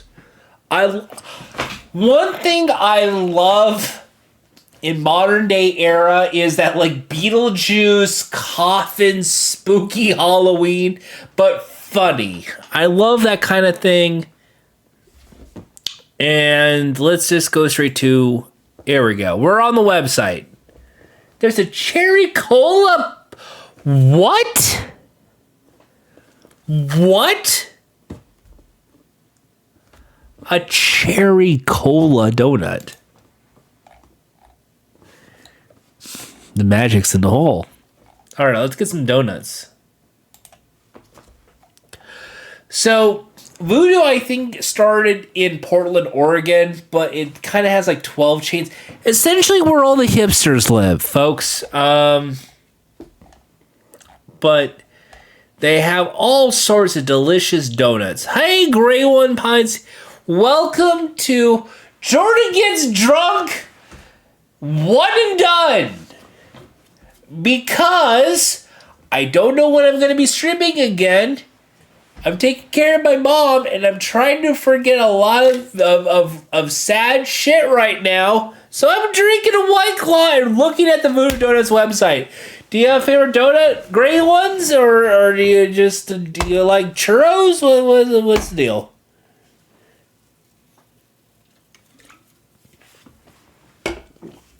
I'm here with Tasty Zero from Chile. Chile, by the way, in America, they sometimes call it chili. I wish I was kidding.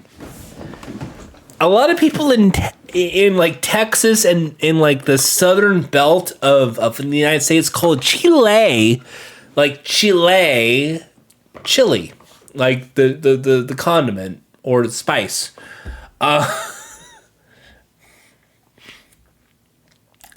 Pothole. That's cool. Dunkin' Donuts is like half an hour from me. I love their donuts. Someone loves Massachusetts very much. We're looking at Voodoo Donuts because we were doing a tour of City Walk. We talked about City Walk because Tasty loves dead malls. We were talking about dead malls because I was talking about Simi Valley Town Center. Why we're talking about Simi Valley Town Center was because of the Game Exchange. Why we're talking about Game Exchange? Because they had retro games. Why were we talking about retro games? Because of Giant Bomb. Why were we talking about Giant Bomb was because that was the start of the episode. So I just caught you up to speed.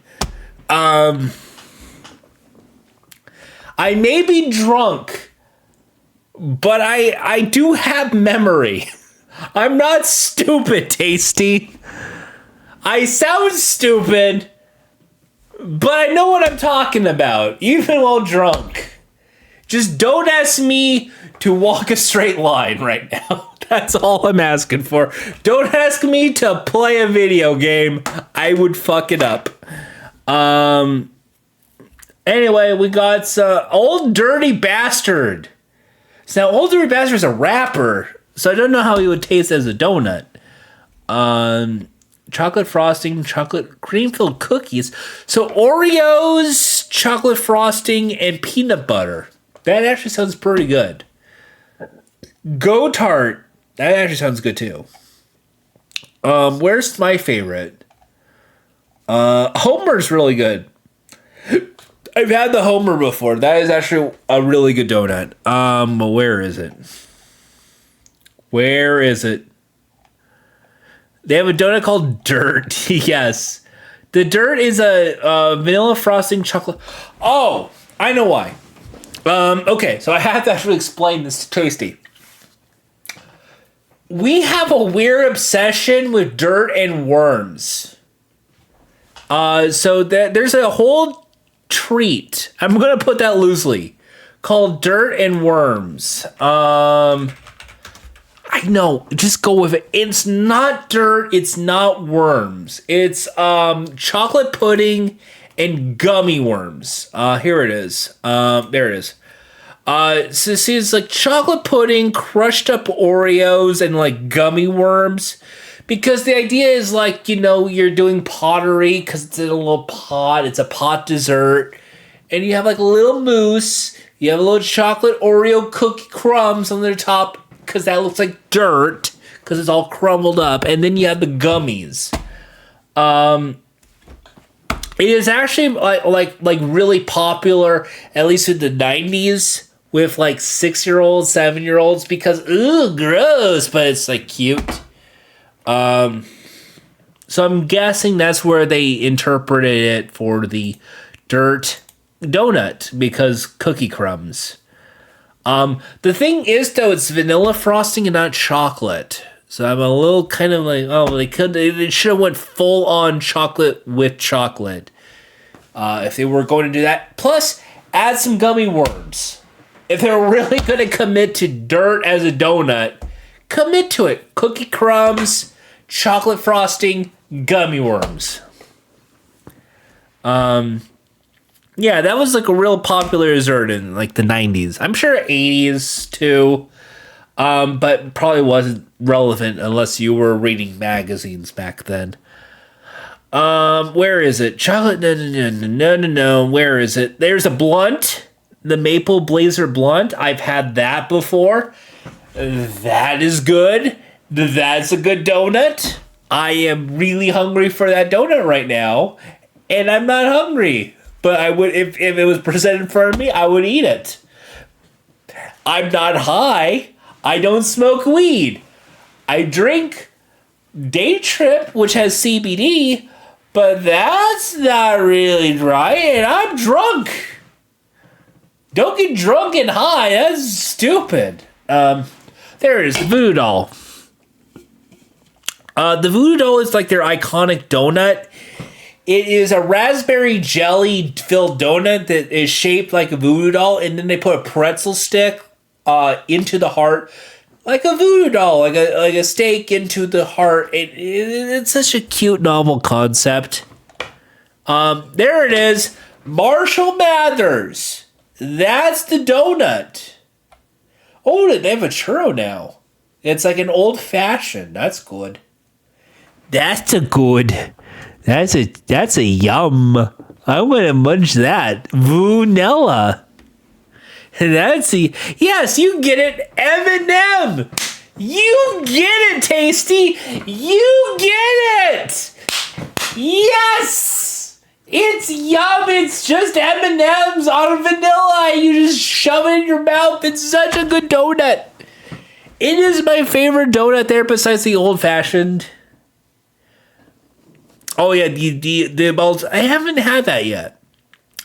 Every single time I wanted the Pentagon donut, they haven't had it. I was really sad. There's Maple Old Fashioned, which is, by the way, if you're playing along at home, is my favorite donut of all time. I love the Maple Old Fashioned because of its classic interpreting. Also, the Cock and Balls. I love a good Cock and Balls in my mouth.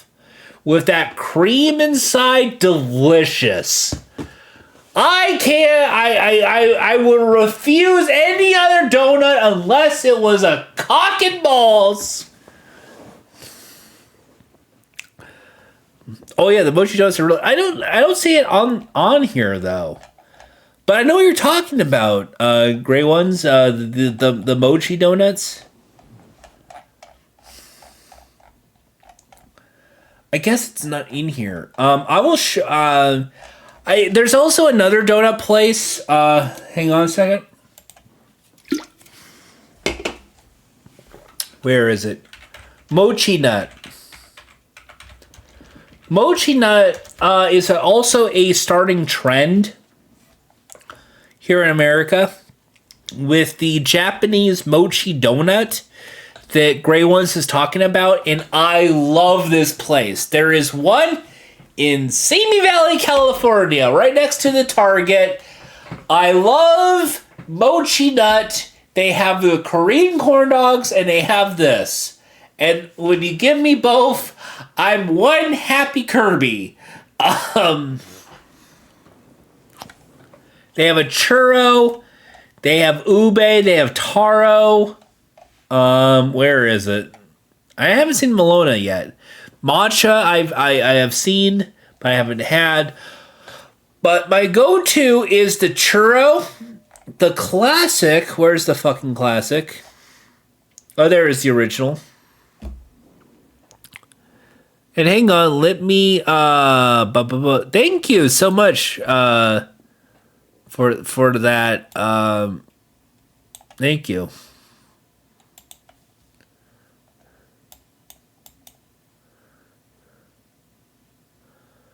Well, I had fun. Anyway. There we go. Boop, boop, boop.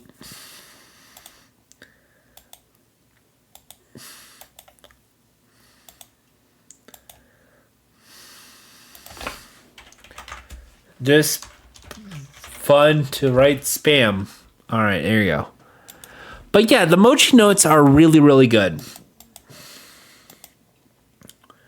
Yeah, mochi, you get 66 miles. Oh, yeah, they're very far away from most people. But if you can grab one, go for it. My favorite, there's a maple one, too, that I haven't seen listed. The maple is delicious. The churro is great.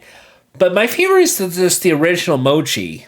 This is the Japanese-style donut. The reason it is split like that is because it's 8 balls. 8 is a lucky number in Japanese culture, if you know. They're all about the number 8. And the reason it's 8 is because you can divide it into 4s, you can divide it into 8s, you can share it with people, you can have one little ball at a time. It's essentially 8 donut holes merged into one hole, and it is so light and fluffy. Holy shit, it is good. But another thing I like is... I haven't seen those yet. There it is. The dogs.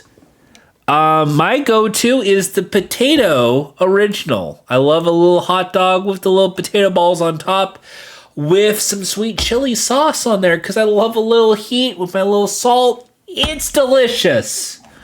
Yum, yum. And then they have some user drinks. They have milk teas. Because as you know, the big trend is boba. Yeah, this is just Mochi Nut. Mochi Donuts here in, well, I would say California, but I know for a fact this is a national franchise right now.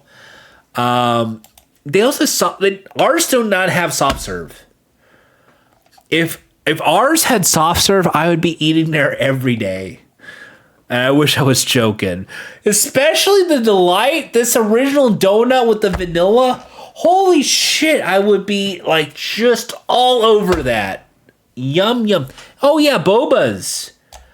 Are you aware of boba tea, Tasty? I mean, it is like it's a trendy thing. I feel weirded out, but I will quickly go to YouTube and show you some boba.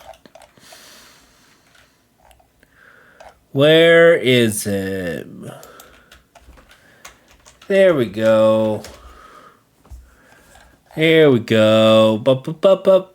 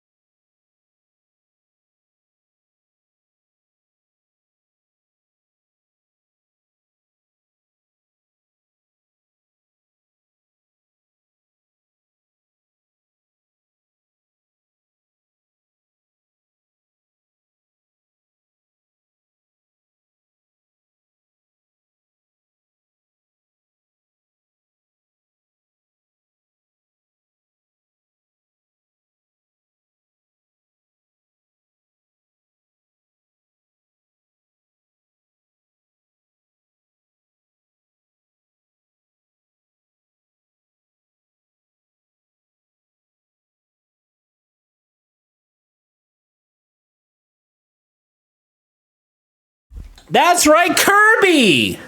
Yum yum! Kirby Pollo! I had to mute this because it's Kirby music. I'm so sorry, folks. But yum! Kirby! So anyway, where was I?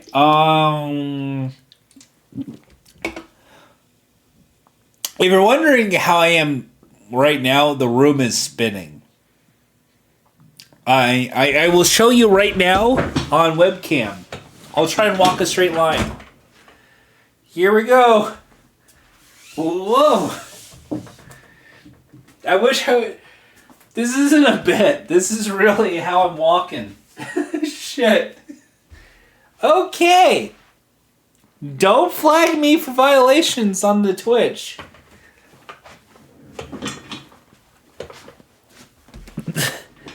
There's 2 chairs. Okay, where was I? Yeah, so boba's like I think it's Vietnamese, if I'm not mistaken. And it's like gelatin balls, and then it's like milk and regular tea. I think it's mostly a black tea with milk and sugar and sometimes honey, and it's yum. What are those balls made of? Tapioca. So tapioca is like a fish egg. So it's fish bulbs, essentially. However, if you want a vegan option, they do one, well, not really vegan, it's more vegetarian, gelatin with mango or strawberry. And you might have seen it in frozen yogurt places.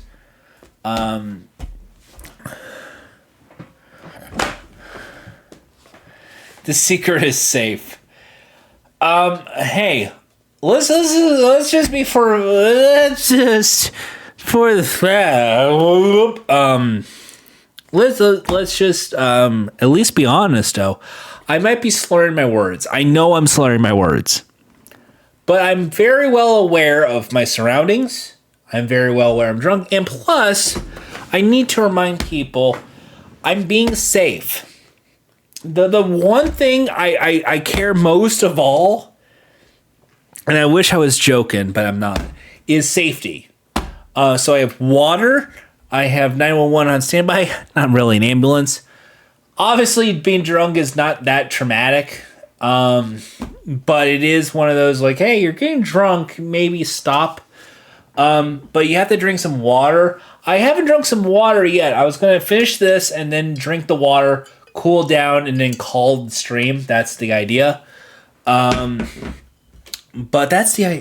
essentially, I really wanted to know how I act drunk.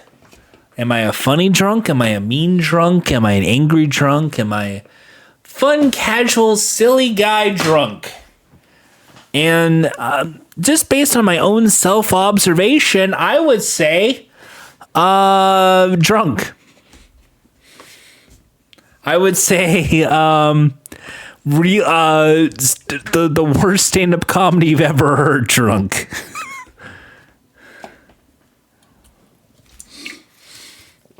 But yeah. Also, I wish I wish I could say smart drunk, but no one's ever smart while drunk. Folks, don't drink and drive. That's basically what I'm trying to get at, folks. If you're going to drink at home, or if you're going to drink out in public, book an Uber well in advance. This is a PSA from your friends here on Twitch and Jordan Games on Twitch. Anyway, yeah, there's this really cool mango thing there, but the thing is though, that's not the only Kirby treat. I had it before, and they don't have it anymore, and I'm really sad about it. Cold Stone Creamery was something, and is an ice cream change? Ice cream change? Change. Ice cream chain. And they had a delicious Kirby sundae. And I want to show a photo of the Kirby sundae, because I think everyone else will be doing influencer bullshit like, oh, I can't believe it. It's great. Great. Yum. All right, there it is. Just grab it. There you go. There we go. I don't need ad block. Just show me that. There it is. Kirby ice cream. Well, Animal Crossing ice cream as well. But Kirby had a sundae. And it was strawberry with marshmallows. And it was yum. That was it. I wanted to show people a yummy strawberry marshmallow sundae. And they decided to fuck me over.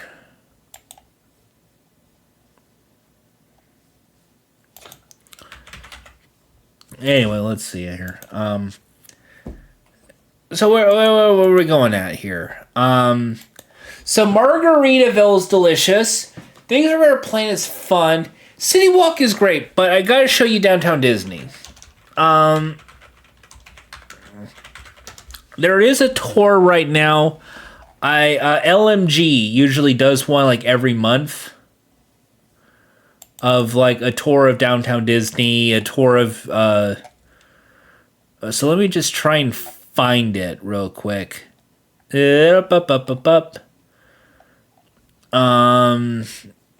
Downtown Disney tour. I haven't been to Disneyland in like 12 years at this point. I haven't seen Star Wars. I think I would love it. But here we go. Downtown Disney is like City Walk, but instead of going to Universal Studios Hollywood, you're going to Disneyland or Disney California Adventure.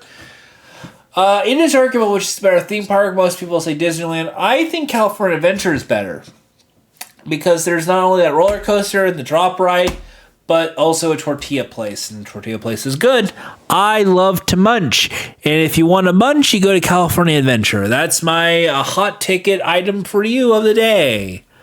So this is like a city walk, but as you can see, instead of closed stores and a Hello Kitty cafe, it's full of like this California infrastructure. This beautiful. Yum. And as you know, I go on a yum or yuck scale.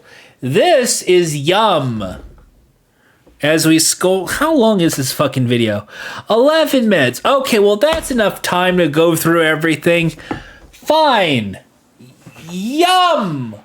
I love Downtown Disney more than City Walk because it is still a shitty mall. They're both shitty malls, but there's more things to do here than at Universal Studios, and that's why I recommend it to you, Tasty, if you ever come on down to California. Me, Jordan Haas, Tourism Council for California, Gavin Newsom, you should give me shitloads of money right now for what I'm doing on my Twitch stream to promote tourism here in California. Go to San Francisco, go get some Ghirardelli chocolate and some sourdough bread, call it a day. Anyway, this is actually one of the best. I would actually joke. I'm not joking right now. It is actually one of the better malls out there. When it comes to California, it is like Downtown Disney. I think is better than the Grove, better than Americana. Even though I always joke about Americana because of dancing fountains, but if I had to be at one mall at any given time, it would probably be Downtown Disney because there's a lot more things to do. There's a lot of food there, and as somebody who loves to munch, there's a lot of options.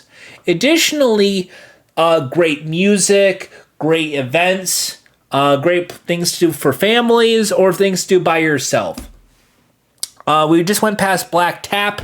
Black Tap is famous for the crazy shake trend, which is like the milkshake with like the chocolate frosting on the side, and then they throw sprinkles, like the Flanders on the Simpsons movie. Then the whipped cream, and then chocolate cookies, and then chocolate bars, and then a straw, and then do whipped cream, and then chocolate sprinkles, and then M&Ms, and it's like a whole lot of shit in one milkshake. I love those. It's a stupid gimmick, but I love it. If I ever go to San Francisco, I'll hug you and then take you to Disney. Well, Disney is in Southern California in Anaheim. San Francisco is in Northern California. There's Alcatraz, and Trump wants to turn Alcatraz into a prison again, which is really stupid because Alcatraz has essentially become the tourism center of San Francisco. You go there for photos of the San Francisco of the Golden Gate Bridge. You go there for a great photo of downtown San Francisco, and you go there for tourism, maps of things to do, things to see, and even there's like a little mini museum.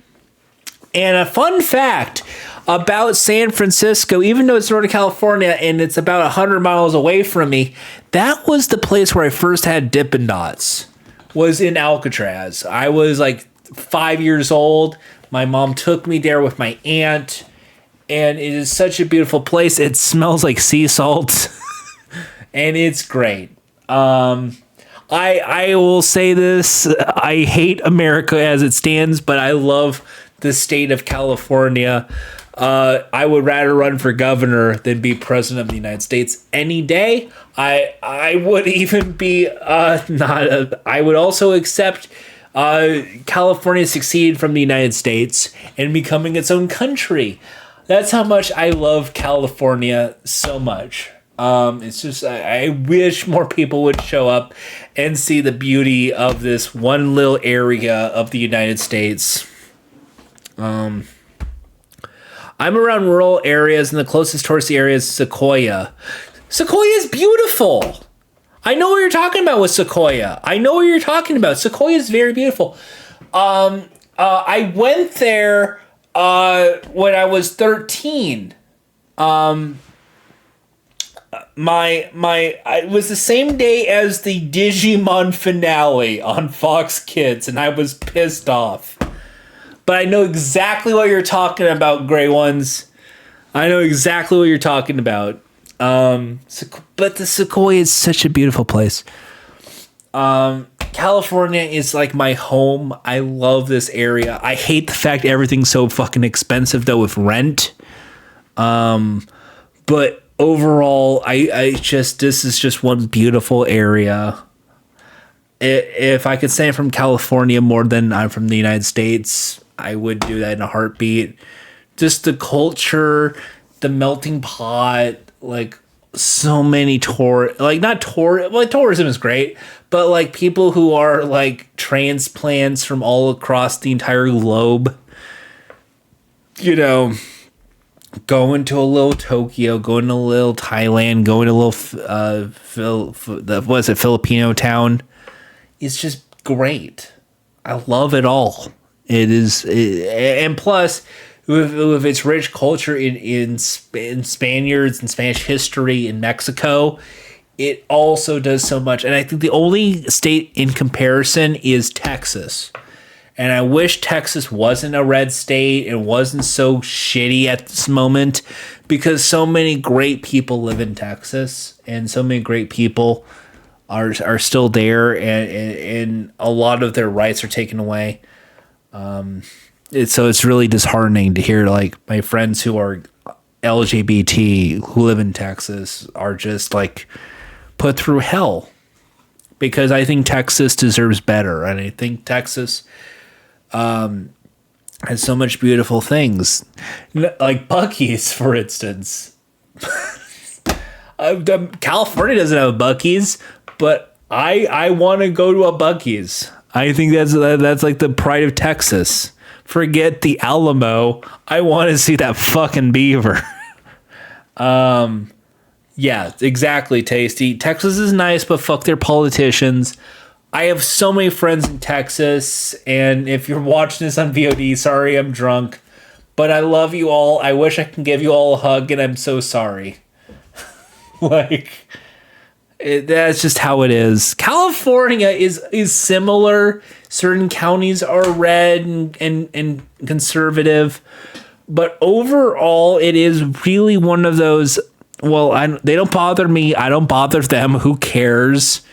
Everybody has to go to the gas station to buy some drugs. They buy some cigarettes. They buy some alcohol. Let's have a fun time. I give a hug to the country of Chile. I don't know much about Chile other than it's next to Argentina. And Tasty is from there. And a lot of your game shows are not really game shows, they're more variety shows. They have dancing and singing. And then there's like a little game element to it, so it's always hard for me to talk about. But other than that, beautiful. Anyway, as we're talking about Downtown Disney, I think we went past the sandwich place. Oh yeah, International. There's probably like a Masked Singer at this point, because you gotta think Masked Singer, The Floor, the Traders probably at this point, because you gotta think of what's the major market shows. Oh yeah, and then Tasting, you already know. When you tell me what this game show is, I will probably tell you like 3 pages full of information about like its origin story and how it's started. Because I think game shows are very fun in that regard. No Masked Singer, but we had The Floor. Yes. So be on the lookout, Tasting. You might get Masked Singer soon. Oh yeah, no, The Floor is very stupid. You see a photo of a banana, and then you have someone say banana, and then that goes over to the next person, and then they see an apple, and then they say apple, and then it goes to the player again, and they say an orange, and then they say orange, and then it goes to a watermelon, and then they say watermelon, and then it goes to and it's a kiwi fruit, and then they say kiwi. Anyway, there's some Disney stores you don't need me to talk about, but here we go. This is why Downtown Disney kicks ass, and this is why I always defend it. Splitsville, next to the Black Tap. This corner right... Oh, fuck you for fading! Splitsville kicks... Okay.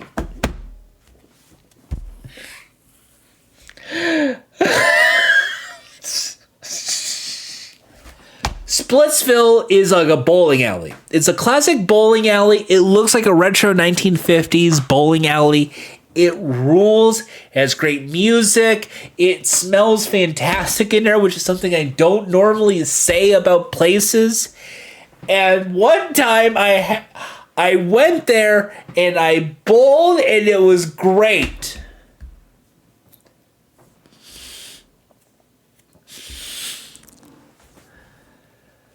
So for me, Splitsville, I mean, the classic comparison was back in the day, Universal had Jillian's and the bowling alley was on the second floor, but they got rid of it for the fucking Margaritaville that we just saw.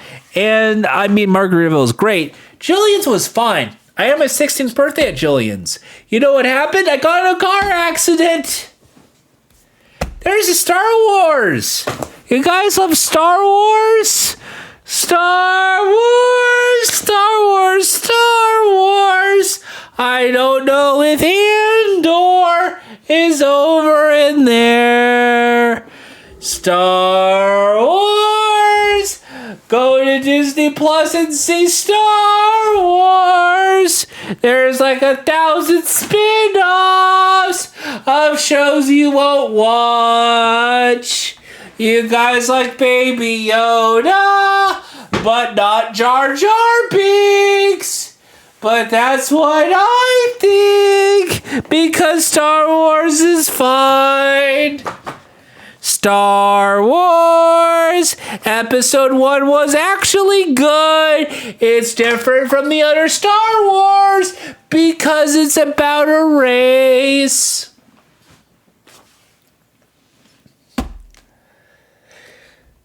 Anyway, I really like Star Wars Episode 1, The Phantom Menace, for a lot of reasons. Did I ever tell you something I got? Hang on.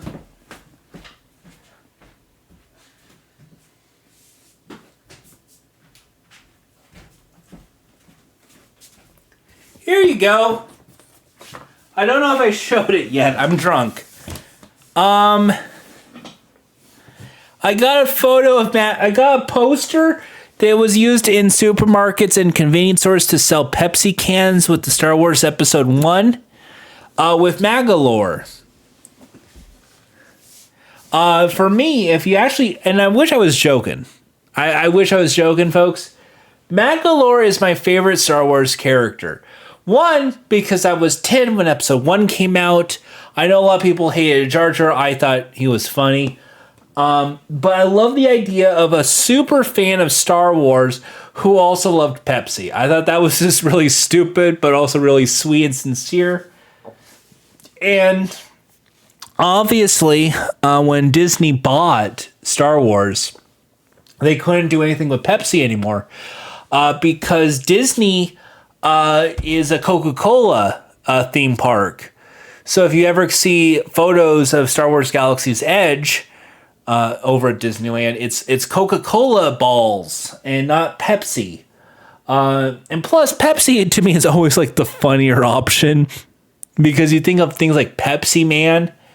So for having like a Magolor poster to buy cans of Star Wars Episode 1, it's to me the greatest thing I've ever bought on the internet. So for me, this is like a silly item, but one that is like, I would say is one of the more treasured items I own.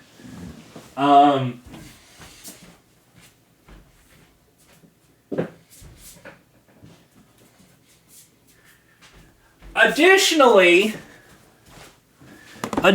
on my birthday, March 1st is my birthday, I went on eBay and I made a purchase for a Deal or No Deal briefcase. I don't think this is a real Deal or No Deal briefcase. I think this was a fluke. However, it has the one in the two bars and it has the single flap in the center here, which is what the Deal or No briefcases were custom made to do, because you have to open up the briefcase and then open them. It's not a Money in the Bank. There's no contract for a title shot. I will not cash it in on John Cena.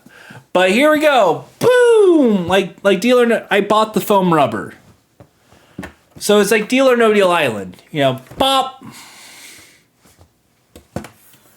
So there's two versions of the Deal or No Deal briefcase in America, by the way. Well, actually, no, three. One is they pre-built the suitcases to be molded with the numbers. The second was they added magnets, and the magnets stuck to the cases, and that's what was there. And then three is like a slide effect to the cases. If I had to say, maybe this was used maybe for like Deal or No Deal Island. But this is what apparently a Deal or No Deal case looks like, which I think is very cool. And as you know, I love game shows. I don't own many game show props. Closest I can give you right now at the moment, it's not Deal or No Deal, is this whammy from Press Your Luck. I know, it's hanging right over there. Kind of like a guardian angel, but for losing money. But I love the idea. I love Deal or No Deal Island, so I bought some foam, and I just thought it was really cool to just do this. Oh! I just think it's really cool to do this. Ready? So I would put like $1,000,000 right there. We're good. Or I could do the Deal or No Deal model, and where I go, oh no. Oh no! It's a penny! But yes, I refuse to tell you how much I paid for this, because it's embarrassing that I think it's not a real prop, but it is a real case. I will tell you right now, it's over $100. $100 US for a Deal or No Deal briefcase. No deal, Howie. But anyone who knows me knows I'm a diehard fan of game shows, and Deal or No Deal is my favorite game show. So hey, if this reminds me of one of my favorite game shows, I don't care.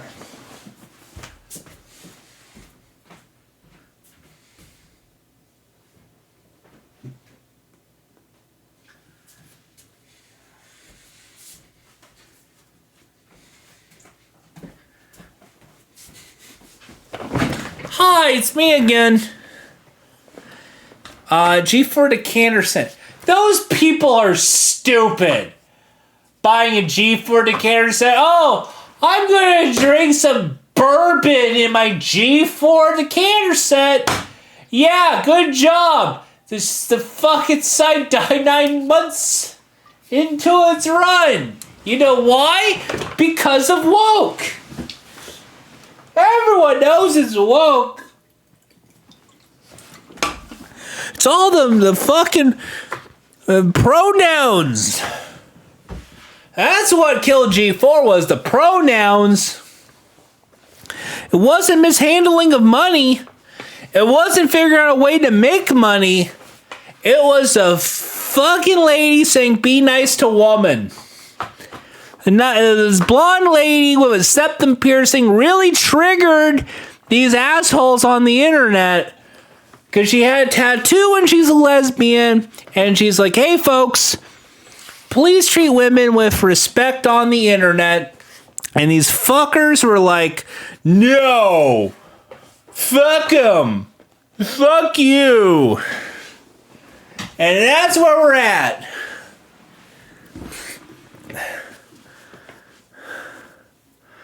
No, they fucking spent shitloads of money on Austin's show.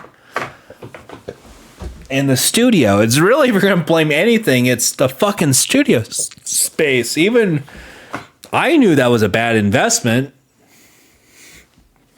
It's great to show you're committed. Bad to show how you're going to recoup the money. Anyway. Let's do a photo that'll be great for the internet.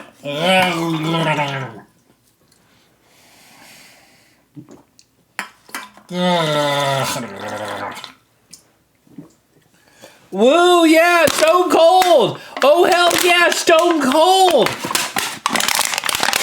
Stone Cold Steve Austin, oh, hell yes.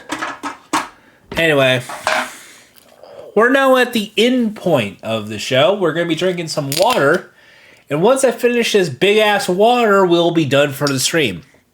Because obviously, I am drunk, but that also means I am dehydrated. And remember, I'm about safety, so we're going to be drinking some Saratoga still water, the official water of Top Chef. Shout out to Kish. One really chill woman.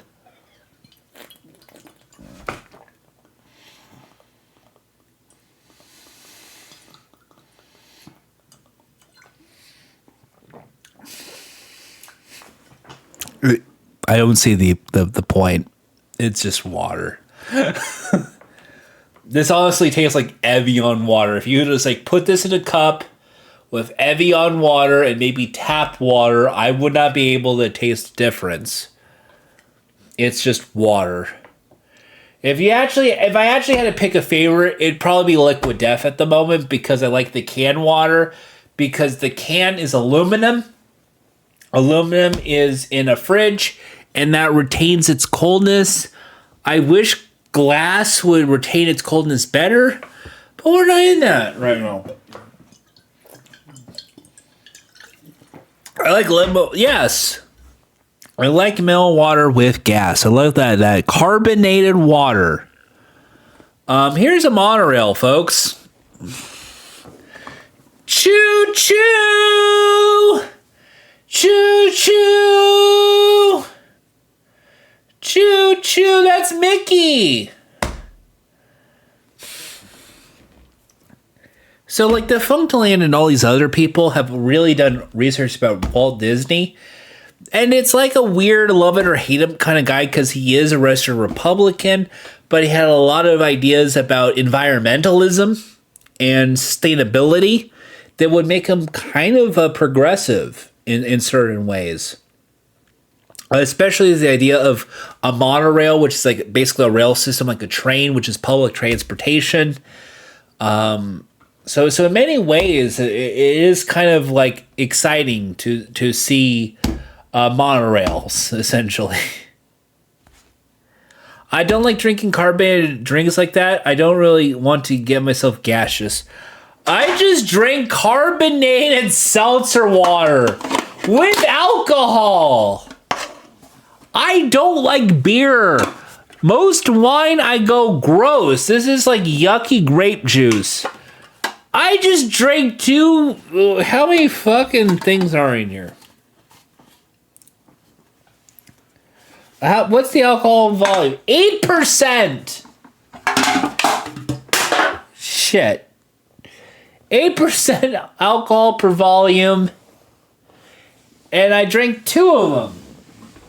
2 cans. 2. I'm spilling it all over here. It's a cleaner, right? 2 how many fluid ounces? How many ounces, son of a bitch? There's 1 pint. Great. 1 pint, 3 fluid ounces. 3.2 fluid ounces. So if you can somehow do the math of what 1 pint, 3.2 fluid ounces is, and multiply it by 2. So 2 pints, 6.4 fluid ounces of White Claw Surge at 8% alcohol per volume, you can see it really fucked me up tonight. Don't do this. I just want to watch the monorail. What do you think, Kirby? I agree. Pollo. Hi, Kirby. I don't like most beers and IPAs. A lot of them just taste kind of like lacquer. One time when I was in middle school, 7th grade, there was a woodshop class.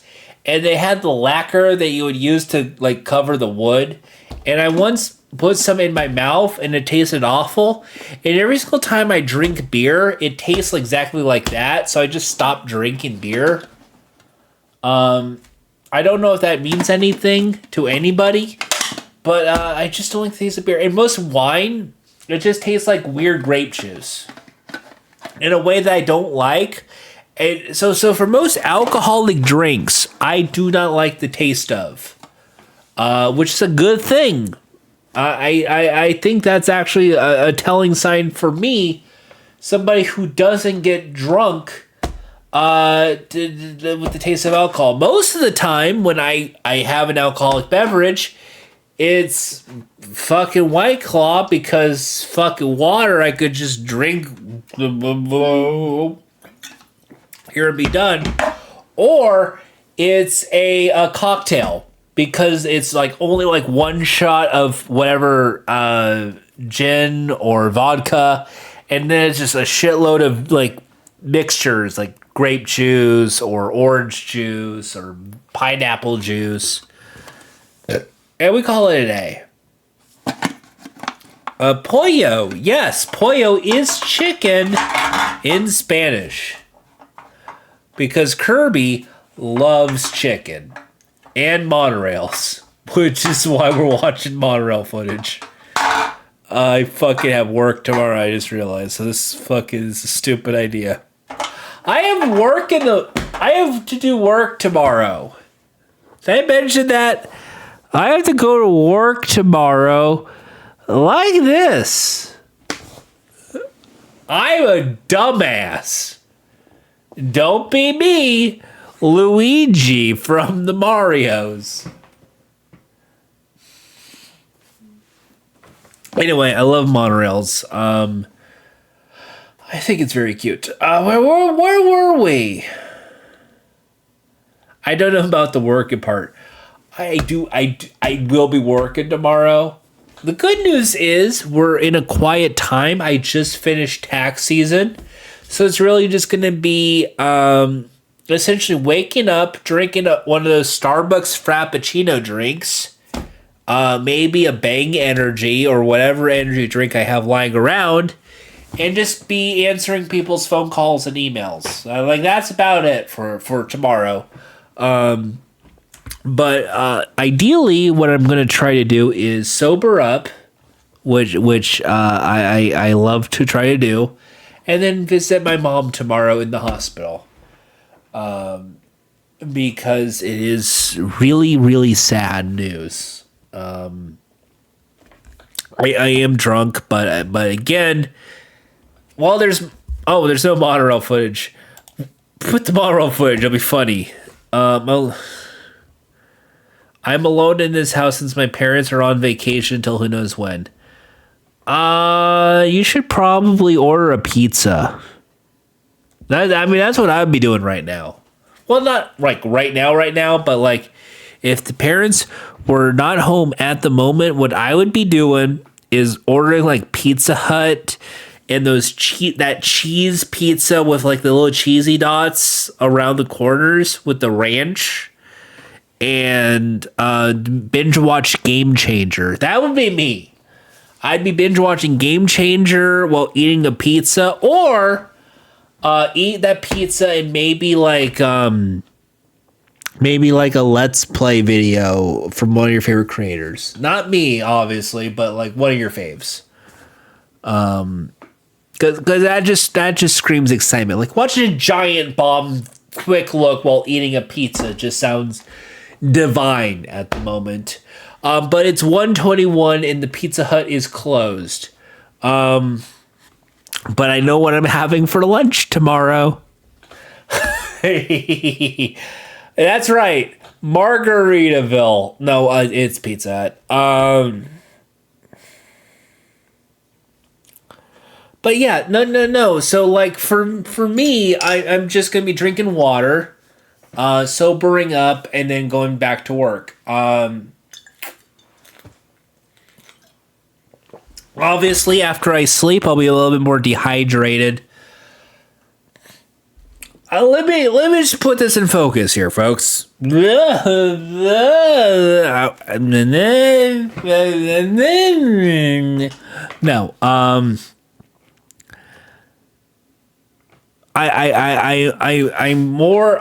what I love most about doing shit like this is then like testing myself on how to fix it. Oh, hey, we're done with that video. Oh yeah. Hey, it's Keith Haberberger. Hey guys, let's eat the video at the California Adventure. Look at me munch the food. Oh, blah, blah, blah, blah. No, that's in my relay videos. So, Pizza Hut, I don't know if it's still a promotional at the moment. They have this like cheese pizza with like these little like cheesy things in here. I know what I'm doing is very phallic, but I don't care. They do the thing, and it's like all around the pizza. The fucking thing is it called?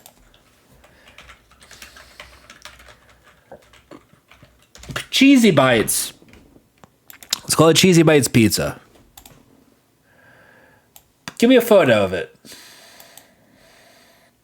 No, just the photo. I don't care about the article. I know what the article is. There it is. There it is.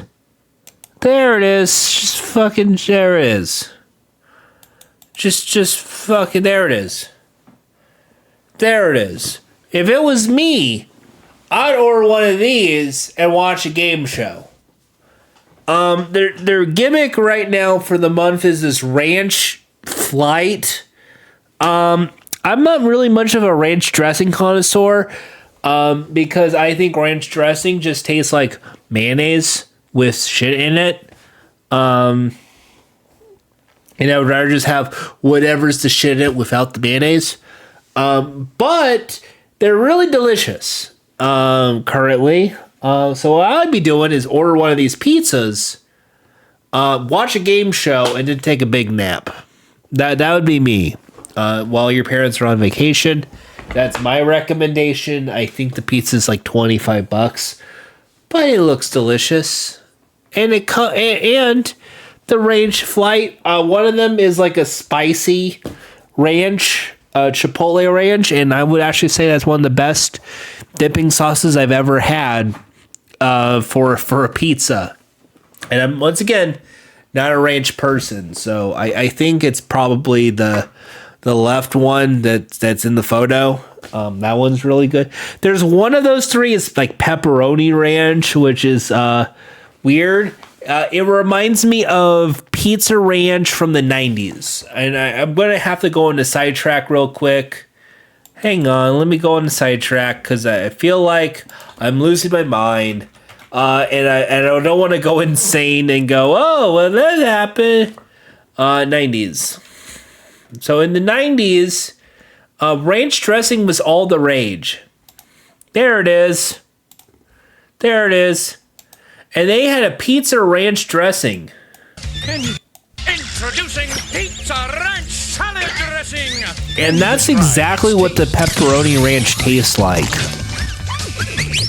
Pizza Ranch, Taco Ranch, Nacho Cheese Ranch. No, not the taco or nacho. Just we're talking. Super Ranch is definitely the Ultra Ranch that I saw, but other than that, we're good. Anyway, let's go through some Sporkle quizzes. Hey, it is 1 o'clock. I think it's time for me to go through my usual mobile phone thing. So let's go through Pokemon. Let's do some Pokemon. Guys love Pokemon. Hey, Ben Patton commented on a photo on Facebook. That's great. I love Ben Patton. Ben, I don't know if you're watching this. You're one of my favorite people on the internet. You are very funny. You're a great stand-up comedian, and I wish you the best of luck. You're probably not watching this right now, but you've had a rough spot also in the last few years, and I hope things look up better. I'm drunk and I'm sorry. Okay. Here we go. Let's open up a pack. Which pack are we going to open? Well, we're going to open up 2. Here we go. We got Diglett. We got... Who the fuck is that? Who the fuck is... Helioptile.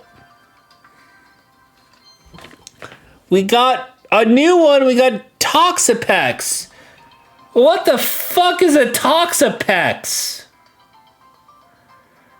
It's Toxapex, folks. We got Lapras. We got Lapras. That's what I remember. Oh shit, folks! I don't know who the fuck that is, but it's new and it's a hologram, and his name is Alolan Muck. I got Muck. I got Muck, folks. I got the Muck. It looks like the slime from Super Mario Sunshine. All right, well that was fun. I got 2 new ones. I fucking Pokemon. I think Muck was a Gen 1, so that's good. I noped out on Pokemon after Gen 2, so like, let's do it again, folks. Okay, we're spinning it around, and then that one. Okay, we got Rattata.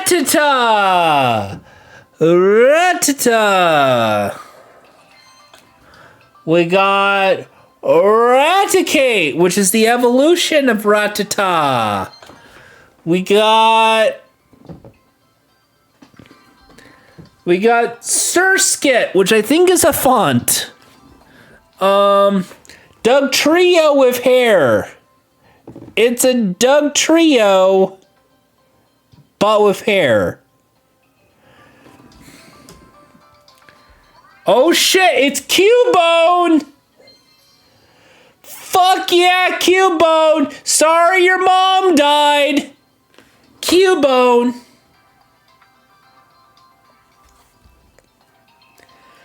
I wish they didn't tell me the origin story of Cubone, especially nowadays.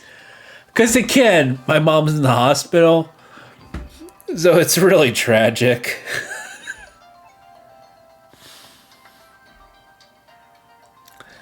That's fun. I got Cubone. I'm not planning on wearing my mom's skull as a headgear. That just doesn't seem like a good look. Maybe if I was Shang Tsung from Mortal Kombat, but no. 2. Okay, let's get one. All right, folks, let's do a Wonder Pick. Which one do we grab?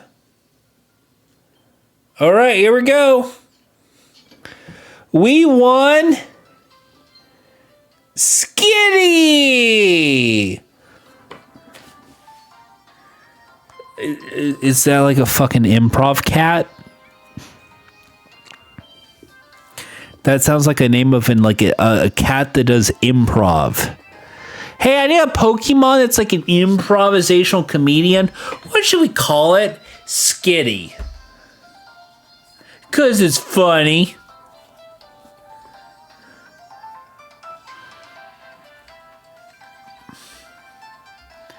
All right, thank you, Red Alien Blob. I don't know who you really are. You're not in my friend group, but I'm sure you're a nice person. Shop. Let's get our complimentary item set for the day, and then let's get our hourglass. There we go, and we're good. Anyway, where were we? Oh yeah, Sporkle quiz. Let's get drunk and do a Sporkle quiz. That's funny. So what is the what do we have to do today? Television. Hey, a TV quiz. You know who you're talking to. A minute quiz and a short order quiz. Let's do a 1 minute TV quiz while I'm drunk. Is there anything with game shows? That would be funny. Anything with game shows. WandaVision characters. TV. Let's do TV character Blitz 4. Eve. I don't know Eve. Laurie Gilmore. I don't know which one's the Gilmore girl. Fuck. MacGyver. Where's the mullet? Where's the fucking mullet? There's mullet. Columbo. Where's Peter Salk? There's Peter Salk. Emma Swan, fucking don't know. Al Bundy, where's the guy with the hands in his pants? He does this thing. There he is. Olivia, don't know. Piper is that one. Orange is the New Black. Gilligan's Island. All right. Bartlett, don't know. Abed is Community, so let's just go there. Andy, I don't fucking know. I don't know. Terry, I'm gonna go Terry Crews. Dale Cooper. Where's Twin Peaks? There's Twin Peaks. Fuck, ran out of time. I'm bad at this. All right, next is a short order quiz. Sequentially, slamming celebrities. Let's do this one. I love celebrities. Old. Old. Old. Old.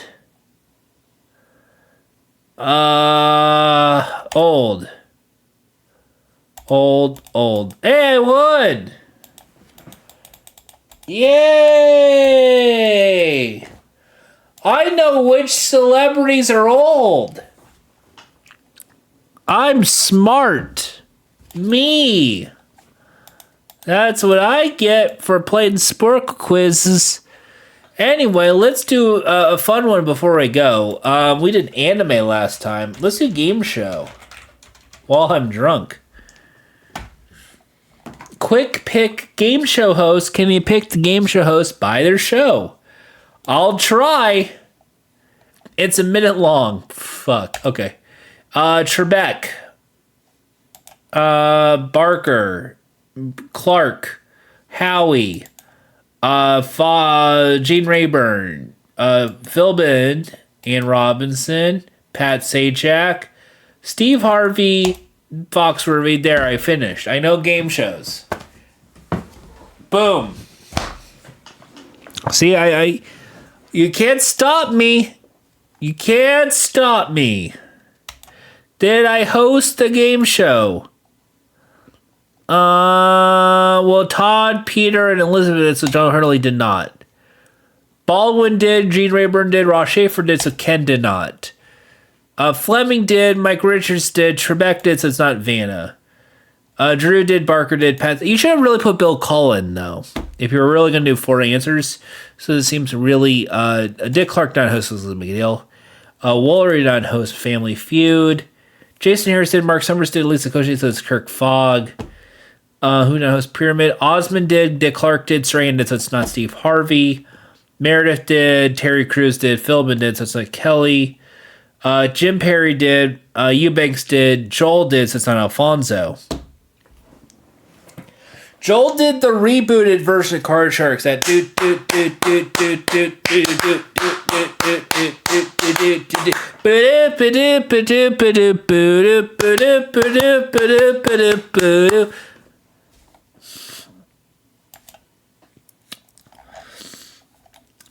so I know game shows.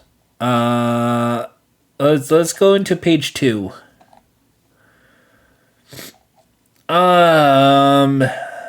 Game show host, sure. Find Steve Harvey. That's Steve Harvey. That's Drew Carey. 81. Well, that would probably be. Well, it's not Pat. Pat didn't host in 87, but I guess I'll count that. Drew was in the U.S. Marines. That's Trebek. That's Jeopardy. Twinton is Steve Harvey. Weatherman would be Pat Sajak. That's The Price is Right. 84 would probably be Jeopardy, so they want me to click Trebek. 2007 would be Drew Carey, because he took over from Bob Barker at 2007. Wheel of Fortune is Pat Sajak. Family Feud is Steve Harvey. Penis Steve. That's Pat Sajak. Steve Harvey did Miss Universe. Of all of them, Trebek is Canadian. Oh, that's it? Okay, I know game shows. I know game shows. Okay, game show vocabulary. Fuck it. I don't fucking care.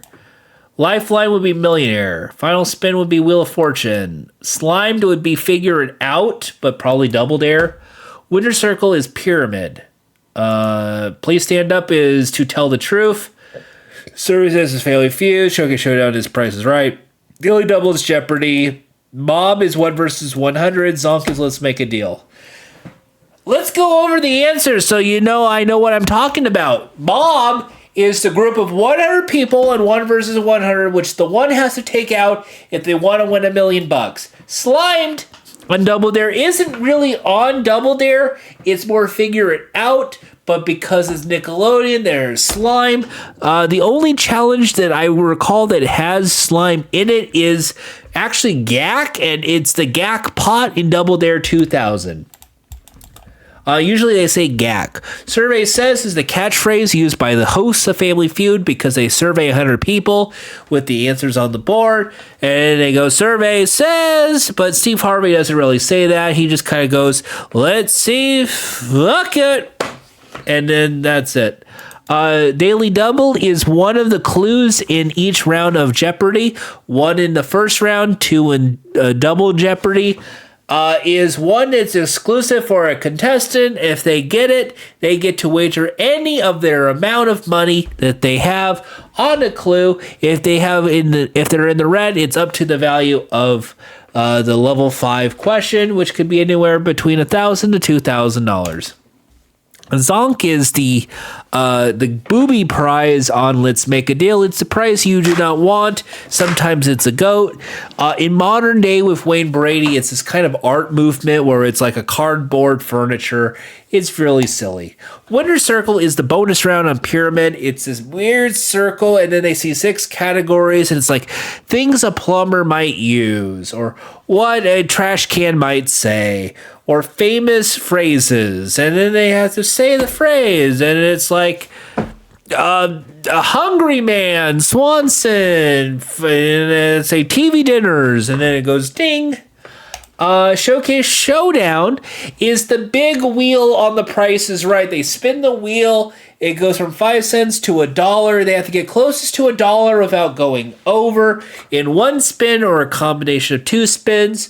And as they spin the wheel, Drew says, does everybody want to say hi to? And in the modern era with 2025, when the little flapper hits the little like bot and it does this, they call it a bendy, and Drew then says, hey, you have a bendy, you have a donut. The Showcase Showdown is not the bonus round. The final round is just called the Showcase. Fun fact. Please Stand Up is what they say on the Tell the Truth with the real blank Please Stand Up. You might have heard it with Eminem with the real Slim Shady Please Stand Up. It takes it from the game show To Tell the Truth. Hi, game shows and music merged together. And the most recent version of The Tell the Truth was hosted by Anthony Anderson with Mama Doris as scorekeeper. Final Spin is pretty much the final round of Wheel of Fortune before the bonus round. One of the contestants spins the wheel. Vowels are worth nothing. Constants are worth whatever it lands on the wheel plus $1,000. They give you the category. They call letters, and then you solve. Or if you don't figure out, they pass to the next player. There's no more spinning. That's why it's called Final Spin. Lifeline is, of course, the helps that are on Who Wants to Be a Millionaire. Most common trilogy of them are 50-50, Phone a Friend, Ask the Audience. But over the years, there have been others like Plus One, where they bring the plus one from the crowd into the show. Switch, where they just swap the question altogether. Double Dip, where they just pick 2 answers out of the 4. They have Ask the Expert, where it's like a Skype call, which was a variant on the 3 Wise Men from Super Millionaire. And then there's the new one, Ask the Host, which was in the Clarkson Millionaire in the UK, and also used in Jimmy Kimmel Millionaire in the most recent series. I know game shows.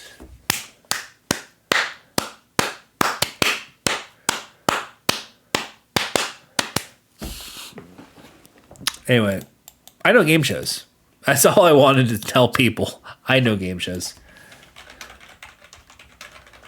Also, to even expand upon that, game show Hurdle exists. I will link it in this chat, but no one will ever play with it. It is essentially Hurdle, but instead of music that's popular, it's just game show themes. Let's play along. That's the Gong Show. I know game shows.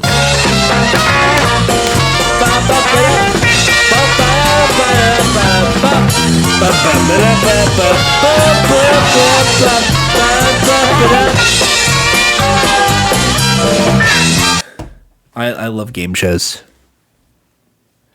I know game shows. I just proved it while drunk. I know game shows.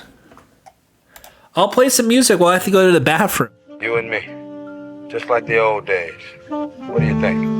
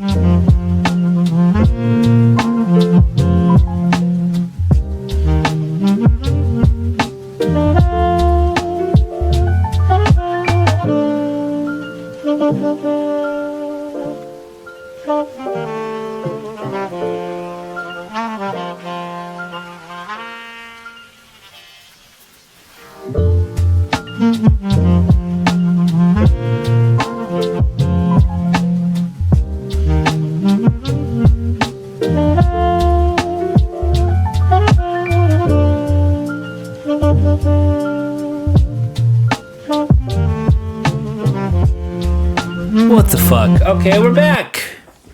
Here's the meme water. I got the meme water too.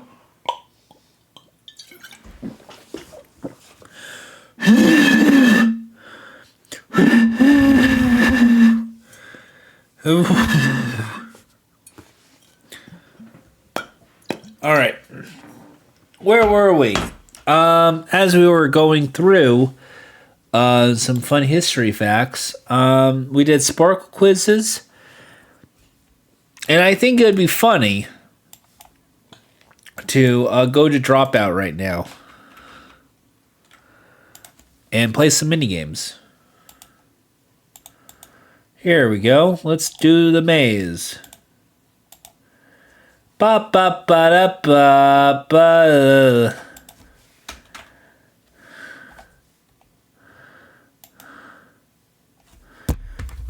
All right.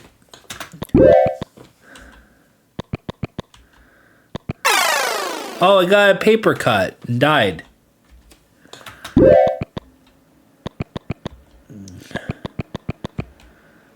Oh no. Fell into a hole and died. Left. Right. Left. Oh no, I got ultra mega diarrhea and died.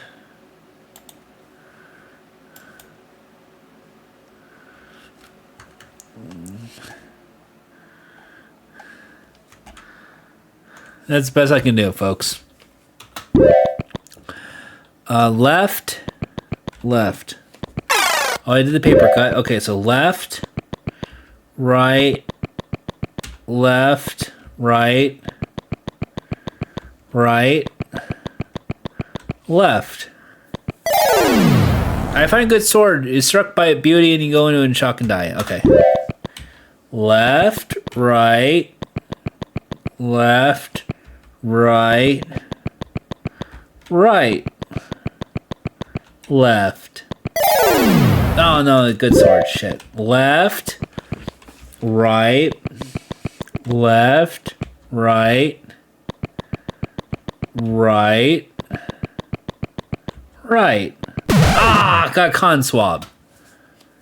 All right. Left, right, left, right, right,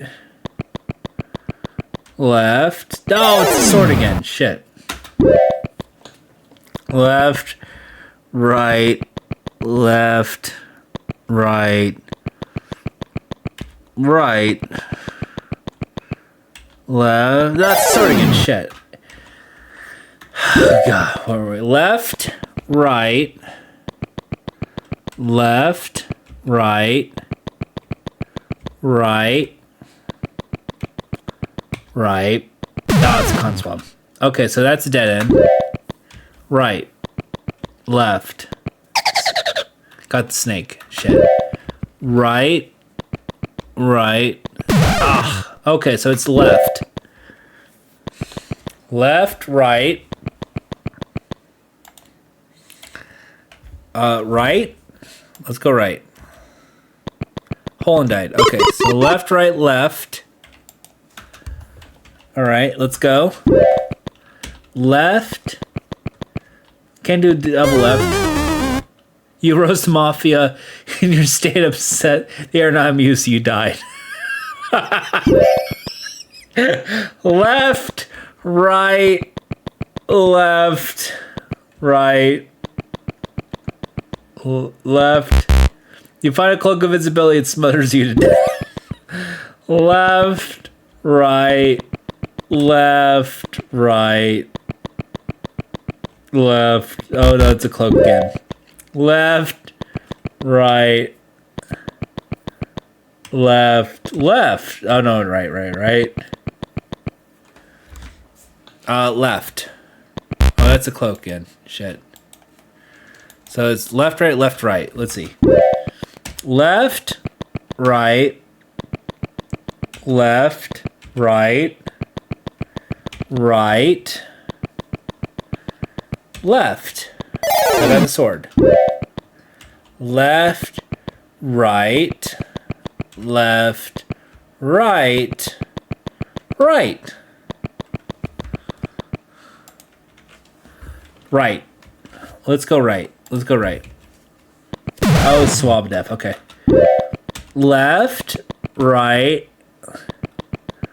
left, right, right, left. Yeah, it's a sword, so it's a dead end. Shit. Okay. Left, right, left, left. Oh, but I had a peaceful night's sleep. Left, left. That's the paper cut. Okay. Left, right, right. That's the hole and I died. Left, right, left. That's the toilet. Alright, so it's left, right, left, right, left. That's cloak. Okay, so it's left, right, left, right, right. All right, we're on right, and then we'll do left.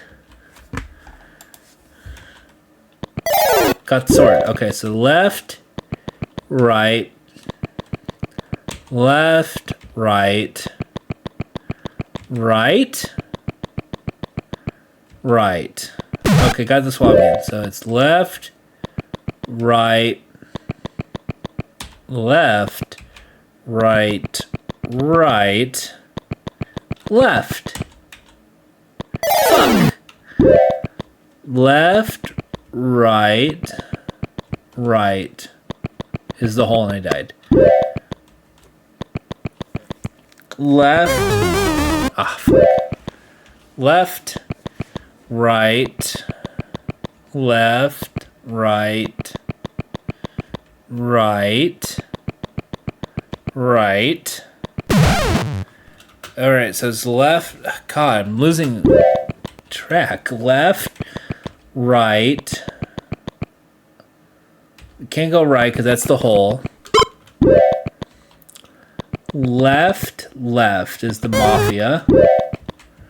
Right, right is the water. Right, left is snake. Okay, so we have to go left. That's the correct answer. Left is paper cut. So left, right. If we go right, we're in the hole. So we know it's left. So left, right, left. Wait, left, right, left. We go left again, we're in the bathroom. Okay. So we know it's left, right, left, right. We can't go left because that's the cloak. It's left, right, left, right, right, left is the cloak. Left, right, left, right, right. Left is the sword. Left, right, left, right, right, right is the swap. Left, right, left, right, left is the cloak. Okay, so it's left, right, left, right, right, and this time we're going to go left. Sword. That's a dead end. That's the paper cut. Wow, it really made this difficult for me. So it's left, right. Right will be the hole. So left, right, left. Oh, it's all random, it looks like. It looks like it's all randomized.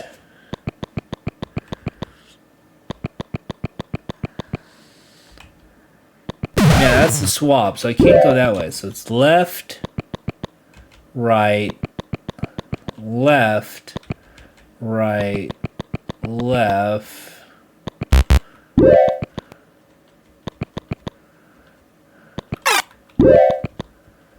Right, left is the snake. Left, right.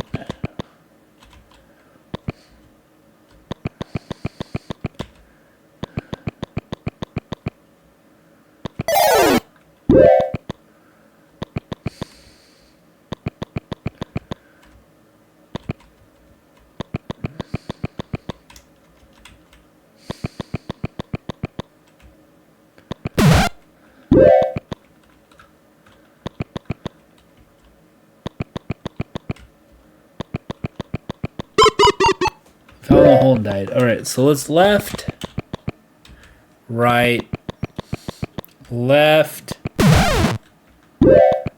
left, right, left, right, left is the cloak.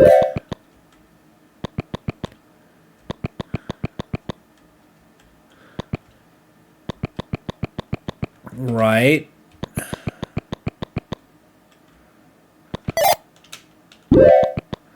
Well, I'm doing bad at this. Let's go right.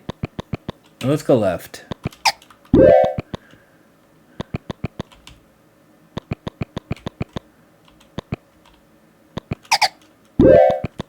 Let's do the Mafia one.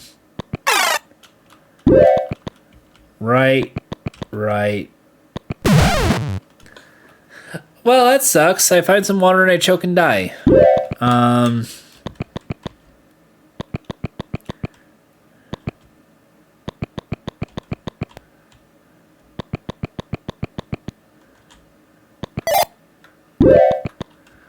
Left, right, left, left. It's bedtime.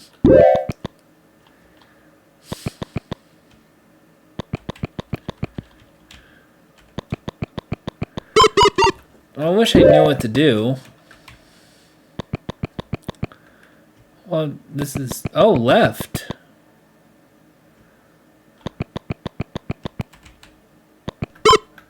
Wait.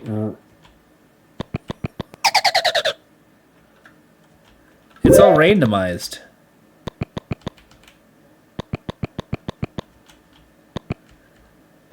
It's all randomized. What the fuck?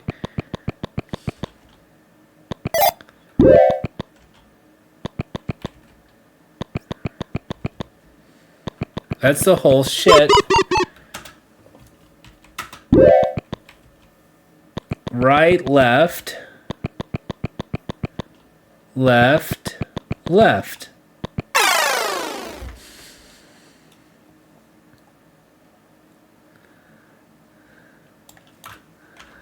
I wish I knew what I'm doing. I don't know what I'm doing anymore.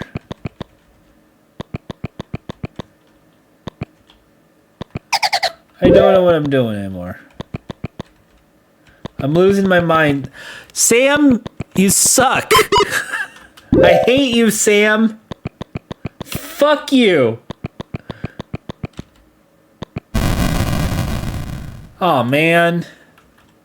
I hate when it happens. Right, left, fuck.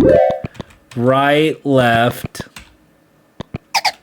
I'll do it again. Right, left. I'll do it again. Right, right. Right, left.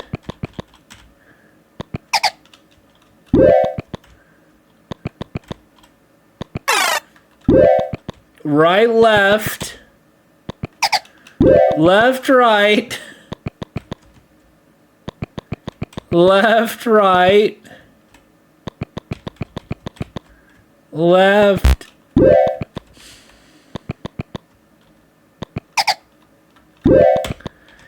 But there was like an error. I'm losing my mind, Sam. You had an error. You had like a door, and I could go to the door. I'm losing my fucking mind, Sam. Fuck you.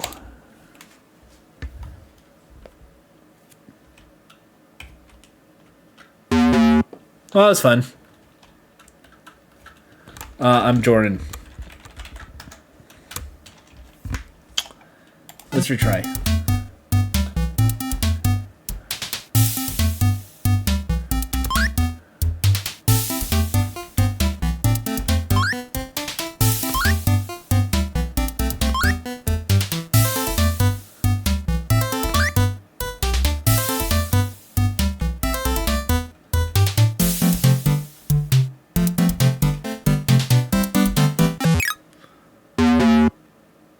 Oh, hey, it's Henry.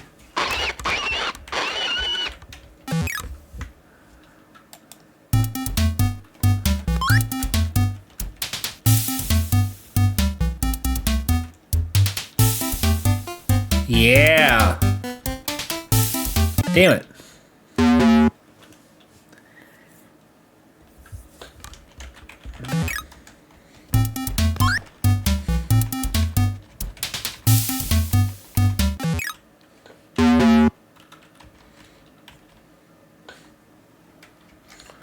Well, we keep doing this. Keep doing this. I'm doing good. Oh no! Oh god! Oh god! Oh Jesus! Shit! Roxo the clown just ate me. Fuck.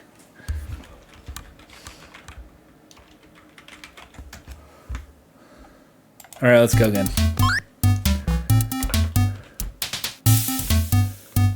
Why did Josh Rubin have to eat me?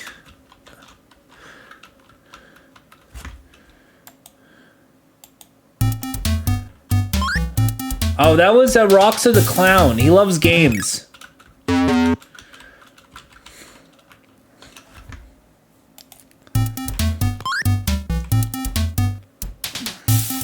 Josh Rubin plays him. If you've seen the movie Hard Eyes, he directed it, and I think he stars in it too. He's a really good improviser. This is basically Ski Free, but instead of the Yeti, it's the clown.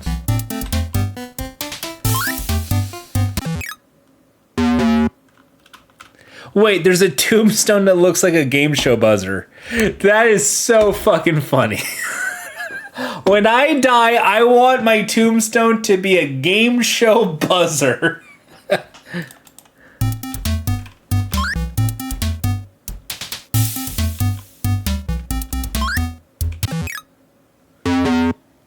Well, I didn't beat my best, but that's fine.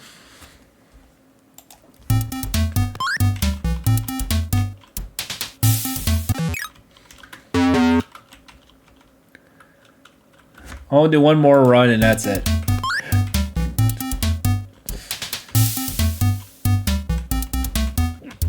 That's Henry the Pig, folks. Everyone loves Henry the Pig. It's a cute little pig with a little cowboy hat.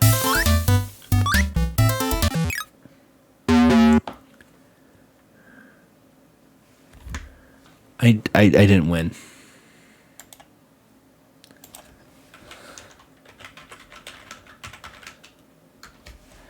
Well, let's see. Let's show the clip. Sam says, don't look now, but here is a pig in a little hat. This is Henry. Henry is 100 pounds, roughly the size of 1.5 corgis. Henry is wearing a little homemade hat. What kind of hat? It's a little cowboy hat. Oh, man. Henry, just like a dog, wags his little tail when he's happy. Is he doing it right now? It's going like a helicopter. Stop. You're hurting us, Sam. You brought something beautiful here and made us not look at it for points. If we all look at it, it's like none of us lost a point. Yeah, let's all look at it. Ready? 3, No. 2. United front. United front. United front. Thank you United so front, much. folks. Come on, bud. Bye, Henry. You're the Bye, best. Henry. Sorry, players, but that's just how the game works. They never got to see the pig. They never got to see the pig. Sam Reich, you're a cruel man. Bad. You know what, Sam? I don't normally do this. Sam Reich, son of a former Secretary of the Treasury, Robert Reich, of the United States government. I don't normally do this, Sam. And I respect you and I love you. But I have to do this. That's a wag of the finger, Sam. You know what that means. You know what a wag of the finger means. And when it's me doing it, you know that means. That means a whole lot. Sam Reich. Think about that.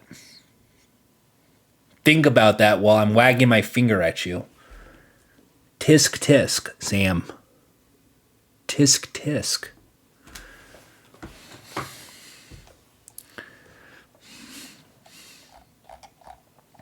We all learned a very important lesson today.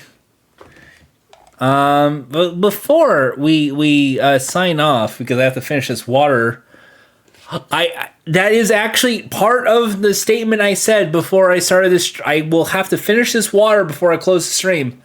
We'll answer some questions and play some games.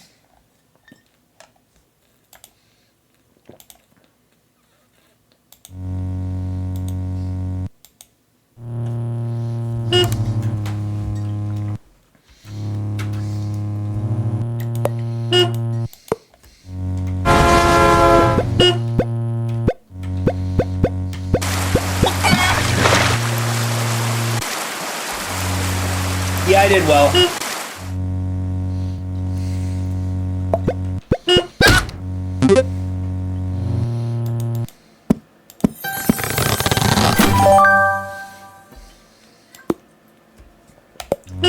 Hey, I got some coinage.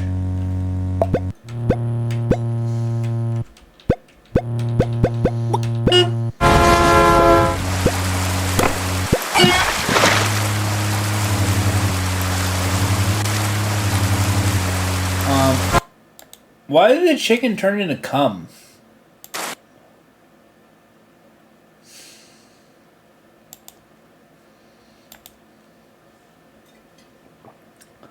I don't know, folks. I really don't know.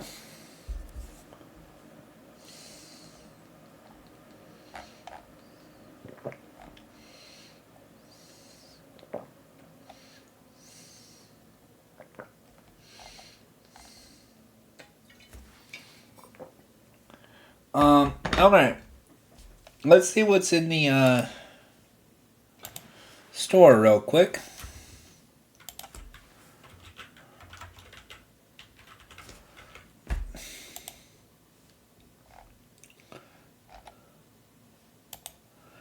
I got an idea. I haven't played this game yet, and it's a really bad idea to play this late at night.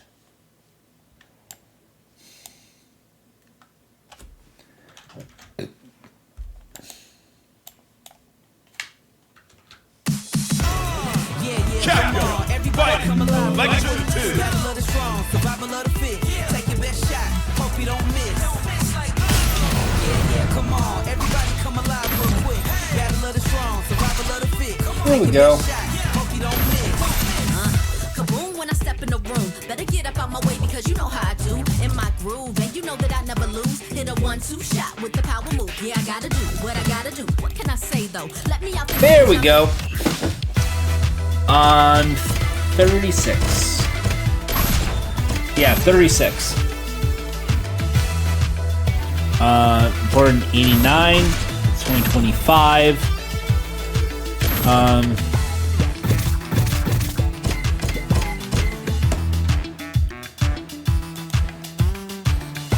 Okay, you guys can see the screen. Okay, that's all that matters. Alright, English version. There's Street Fighter Alpha 3. Power Stone. Let's do Power Stone. Why not? Power Stone! I never knew there was an arcade mode. I thought it was just a PlayStation, a Dreamcast original.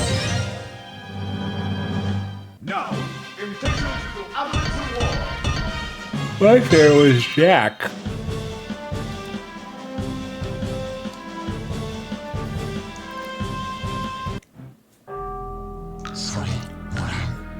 Look at that, like a little mummy character. Oh, it's Jack versus Jack battle. All right.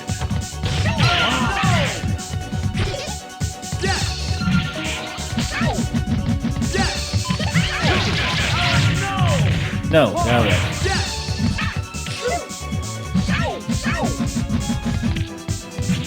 So I'm the green Jack.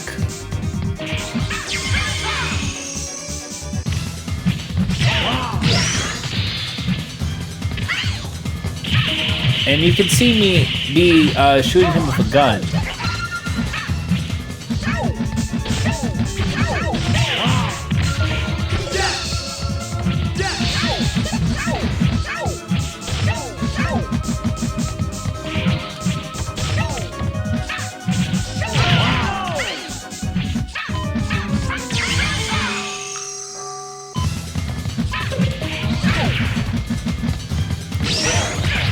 Wow, I'm about to die. I'm not that good at Power Stone, folks. So it's time to quit. And rage quit out of Power Stone. And let's do Alpha 3. Street Fighter Alpha 3. Street Fighter Alpha 3. Be sure to pay the $1 in quarters. Do your laundry. Where is my fave? Nope, there he is. Dan Hibiki, folks. Fuck yeah, Dan Hibiki. That dude whips ass.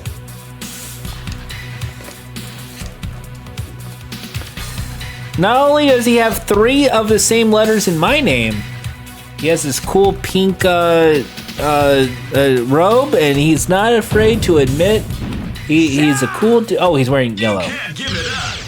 Go for it, man. Oh.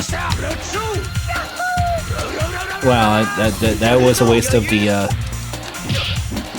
That was a waste of the special.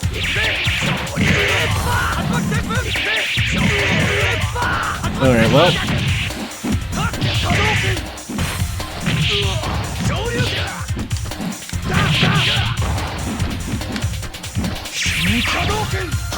Oh God, not Hadouken.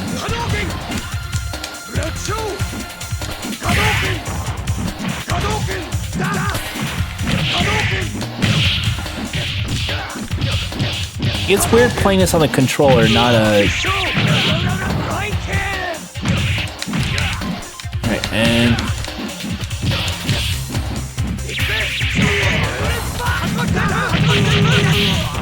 Okay, come on, a little bit more. There we go.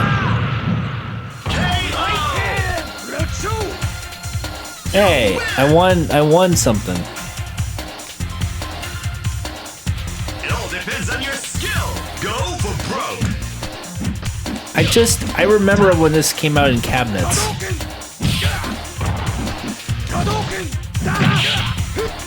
Like, it was a really big deal. I was never able to really play it in cabinets because it was always hogged by, like, the older kids. So the only time I was able to really play this was at a laser tag place.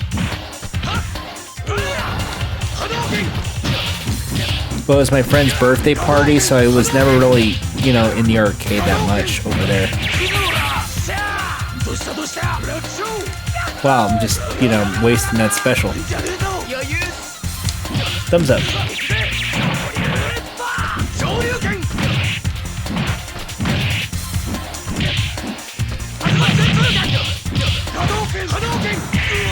Oh, you got the.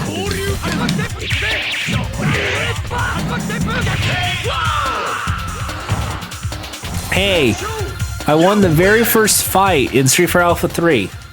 Sharpen your fangs. I love that reaction. I've never seen a battle like this.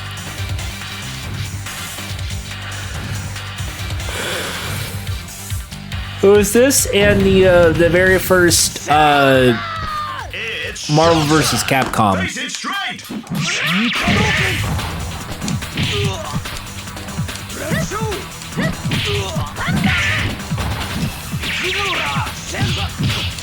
So this is my first time playing the Capcom Fighting Collection 2, and I gotta tell you, I like so far what I've been seeing. I love retro gaming, and I do love the collection that they have right now. I don't want to do online mode right now. I wish I could play with friends. Obviously not at this moment because, you know, I'm just kind of essentially button mashing. I'm just kind of hitting the X button and then doing different down and down left. I'm doing left right X, left right X, left right B.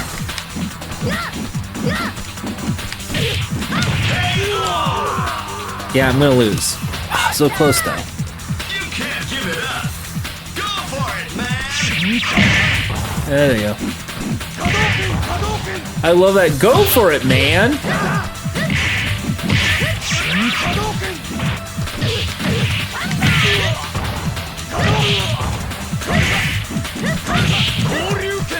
So, like, for me, this is just kind of like great because I never was able to buy a copy of Street Fighter Alpha 3 ever.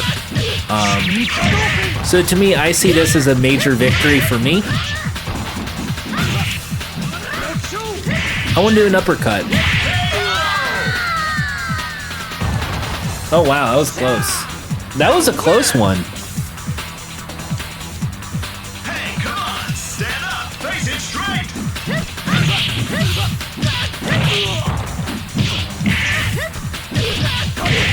You ever just punch a girl in her vagina? Oh, that's like a headlock. Oh wow! A running bulldog, like a wrestling match. That's great.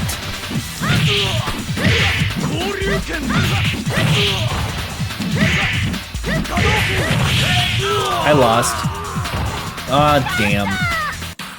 Nice! 4-2-1-0! Try again. Game over.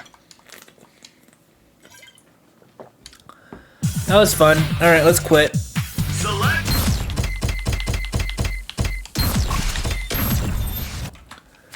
I like it. I really do like it. The chicken turns into, yeah. So let's quit. That was fun. That was a lot of fun. But now I want to load up a Windjammers 2. I haven't played Windjammers 2 in quite a while. And that's just, I've just been getting like a need to play some Windjammers 2. I liked the original Windjammers, and I thought, oh boy, a sequel. I think the last time I played this game was when G4 was still on the air.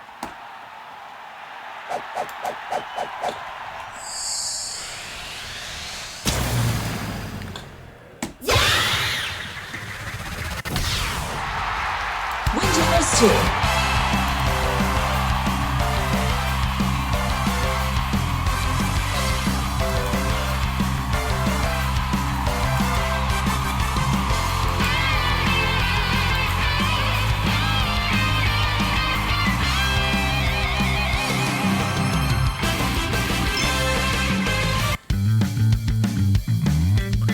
So let's load this up real quick.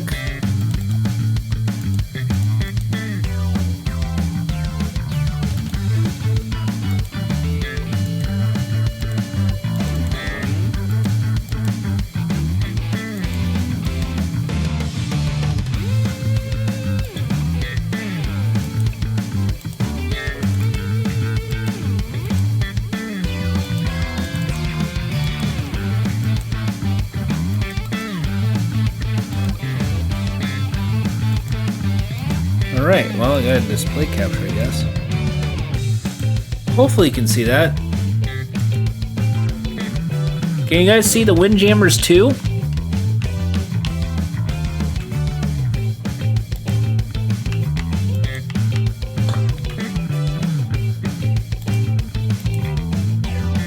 can see it, but I can't run it. It's really weird. Oh, hey, that's fun. Neat. I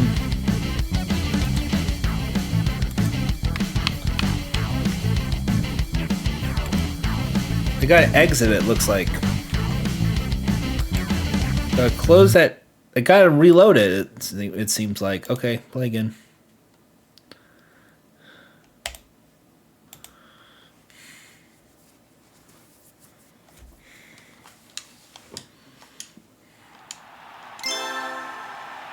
There we go.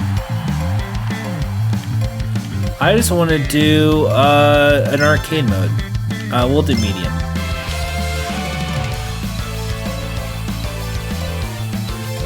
We'll do S. Miller.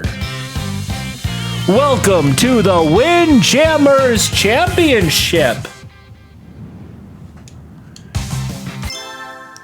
Beach, let's go to the beach. Round 1. All right.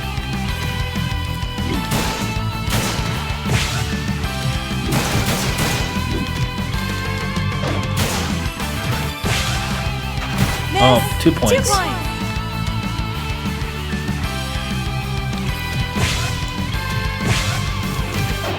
Three points. Yeah.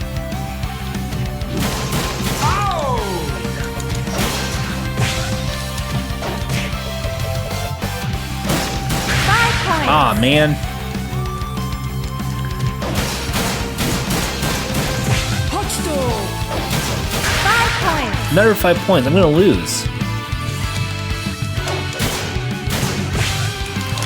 Miss. Yeah, that's 2 points. one more, and I think she wins it. So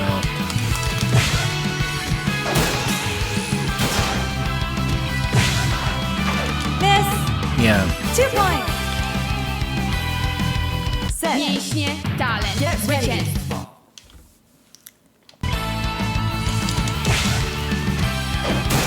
Three points. Wow, I'm not doing well, and I'm going to blame the drinking.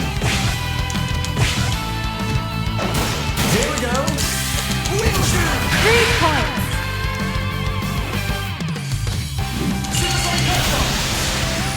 Hotstone. 3 points. Drop shot. Miss. 2 Miss. points. Hotstone. Like, imagine if Windjammers was actually a sport 5 points. where you throw a frisbee into a goal. 3 points. What? I'm right there. Set. Talent, zwycięstwo. Well, I quit. Game set. Fuck this game. I think that game sucks. Fuck you.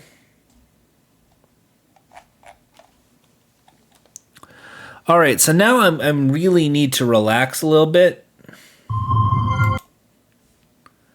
So let's turn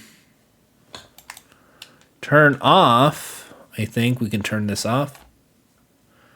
Back, power, exit big picture mode, and let's just go back to Steam. I think we should just do one more random encounter while I finish this water and call it a night. Because we've been streaming for almost 3.5 hours.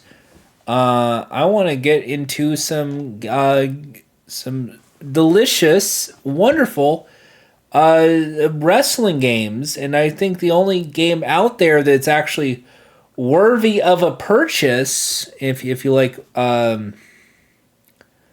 these sort of really silly games, is, where is it? Load it up.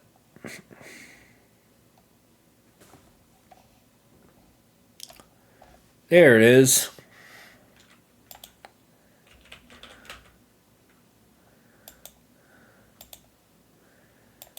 Oh, I have to reinstall it. I forgot I uninstalled this game.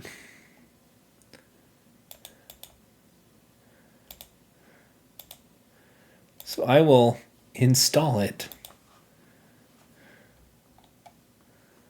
Here we go. Here we go.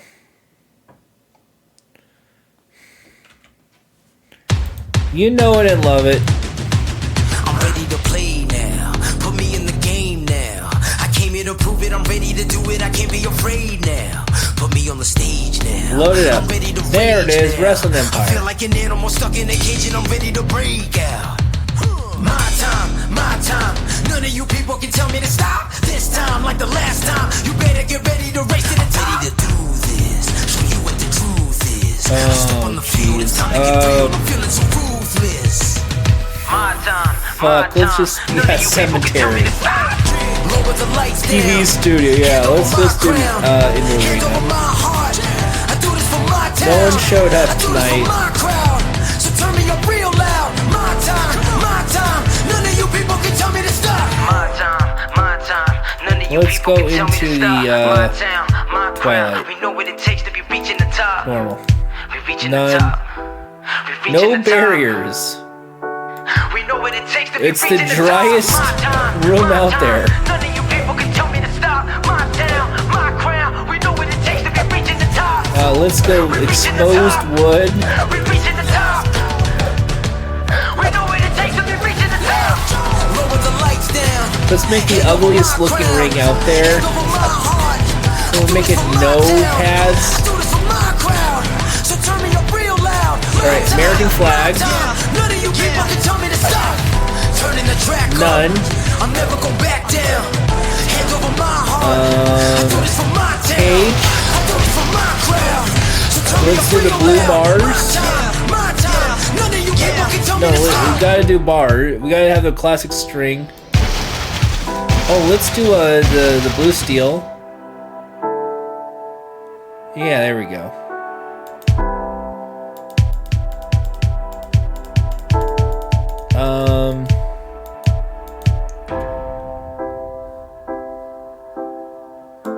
It's a cage match, so I want it to be like a first to escape to victory win. There we go.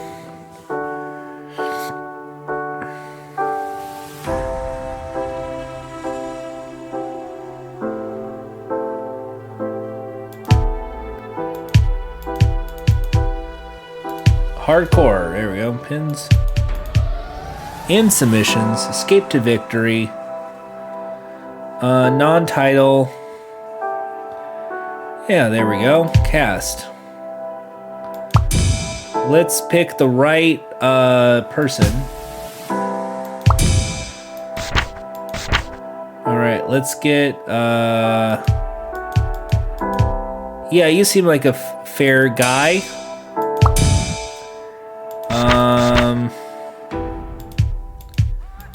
Let's see, who would be funny? Let's go, yeah, let's go, let's up. One time, go get it, it's yours, let's shine, come on. Let's Let's go, raise up, that's right, roll with it, it's yours, let's shine, come on. Bruiser Oled. We warriors, yeah, 'cause we warriors. Calvin Steen is, I guess, supposed to be Kevin Steen, which is funny, so I'm gonna pick him. And then I just gotta pick whoever's the closest to, Cause we warriors, with each day we wake up, we get stronger and stronger. It's our time now. Alright, no, Cause we warriors. Cause we warriors. Let's go, let's up. One time, go get it. It's yours, let's shine. Come on. that's low key. Let's go, raise up, that's right. Roll with it. Amber Lance, okay. Joel, I want, what's the, Alpha Male, that's Kenny Omega? Yeah, let's do Kenny Omega, fuck it, who cares? I think it's a triple threat. Then make it a triple threat. Let's make a triple threat match.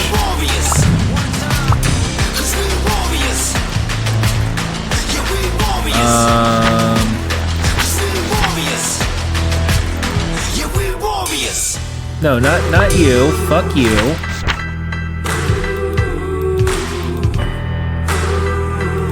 Yeah, CM Punk. Perfect. I don't know who the fuck you are.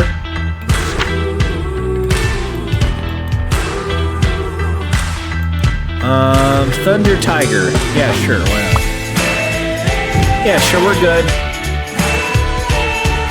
The category is arguments.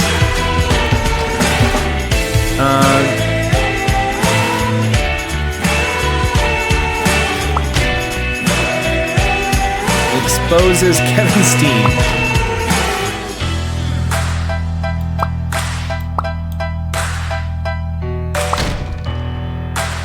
Sure.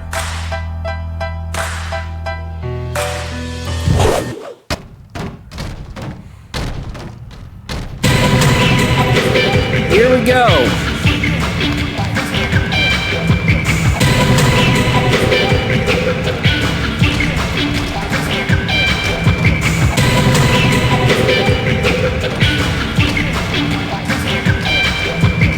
Alpha Male entering the blue cage.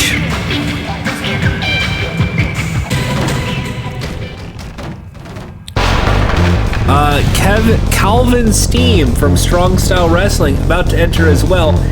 As you can see, we really don't have much of a budget anymore. We don't have railings or audience, so please give this a like and follow. The greatest wrestling matches is here. Okay.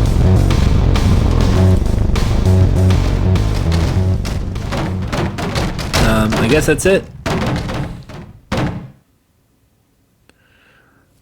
Yeah, that's what I was looking for. The cat's out of the bag, and now everybody knows that you're a filthy drug addict. Yeah, who drinks? You brought shame on this sport and everybody who has tried to keep it clean. Sure. If you're so sure about that, why don't you give us a urine sample, Slam Dunk?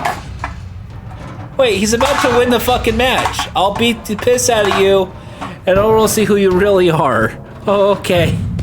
Well, he won the match.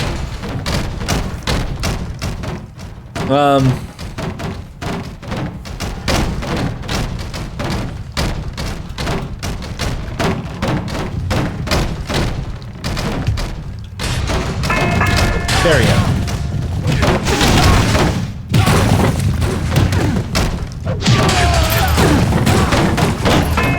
Nobody won. You heard right that the earth is mine. Burn bright, let the ember shine. You know I'm gonna get it every time. Champion, wearing the crown. I can see my name in I want props. From the heart and it shines so bright. Yeah, let the whole world know. Let's go, let's go, let's go. I can see my name in lights. Ball till I fall and I'm feeling alright.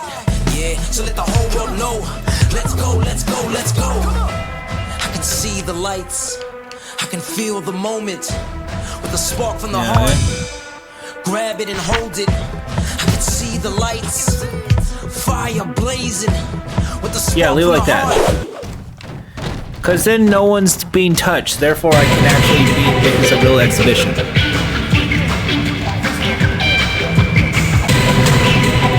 at that. Now I can just play with the thing. It's just that. Look at that.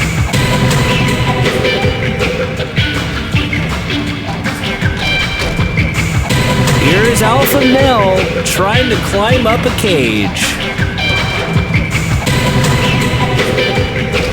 I don't want to be a referee, I just want to fucking watch.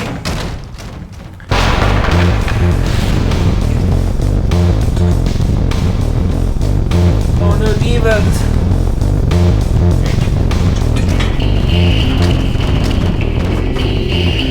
Here we go.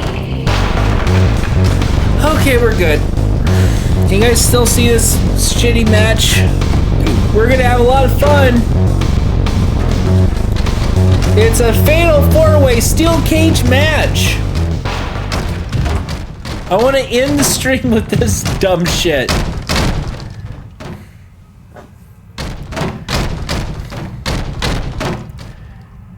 They don't have elimination chamber, so I'll make the next best thing, a fatal 4-way steel cage match. With Thunder Liger, CM Punk, Kenny Omega, and Kevin Steen.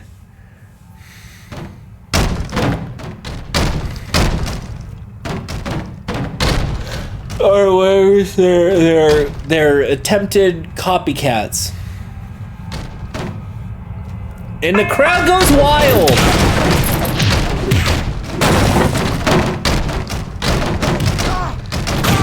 There we go. Amazing work all around. Remember, whoever's the first for a pinfall submission or escaping the cage will win this match.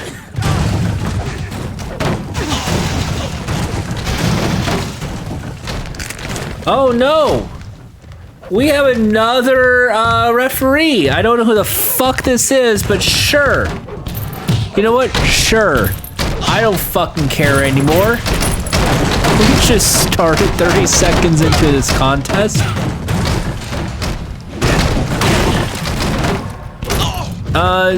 Slam dunk, wearing the belt for some reason.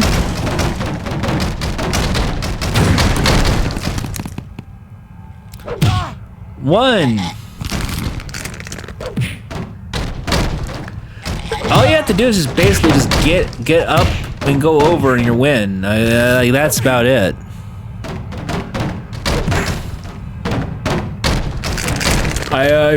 It was me. I'll do that in a second. Just like, yeah, just go up the cage. Don't even bother with this wrestling match. Just leave. They're fighting with the blue steel.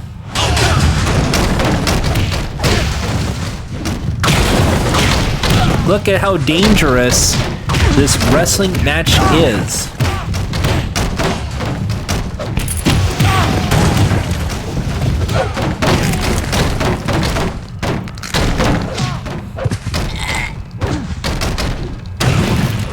We have 2 referees and 0 people giving a shit, but we're still hanging in there.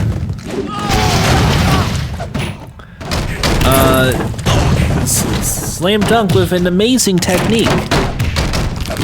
Remember, it is pinfalls, it is submissions, but it's also just getting the fuck out of there. And you know what? I don't blame them if they just want to just get the fuck out. An amazing suplex. But only a 2 for a slam dunk.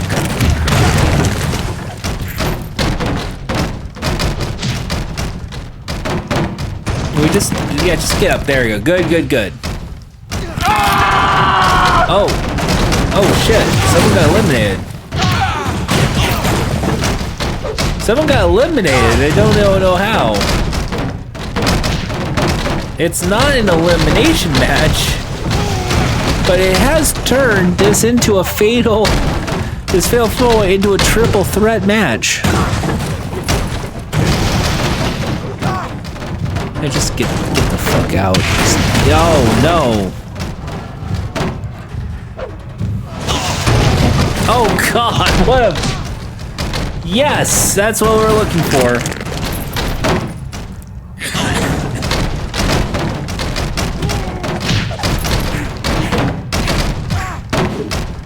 There we go. Yep. Again, all you have to do is just go over the top rope and you win.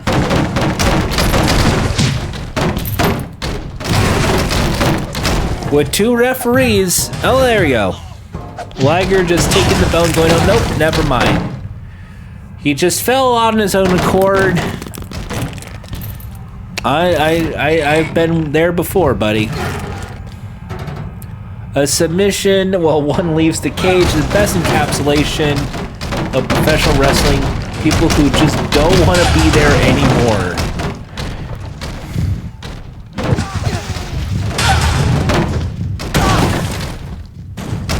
I think one just got injured, so they had to go away.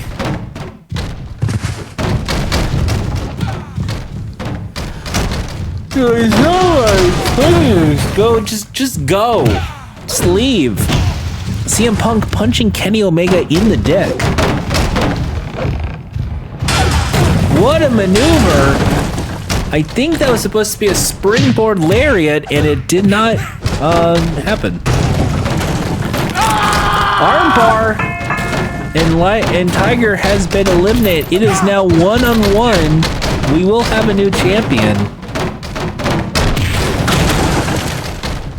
A running knee kick, a running knee dive.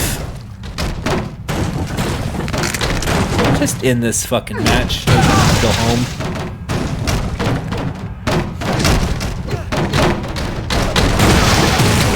Kicks by Punk.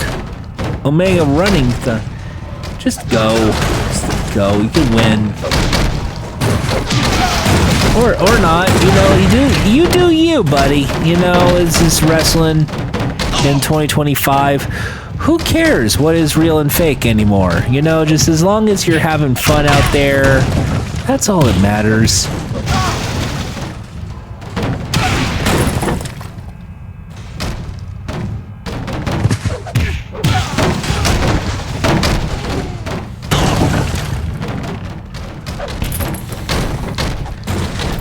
Punk with the championship belt, but he hasn't won it yet because it's not a championship match.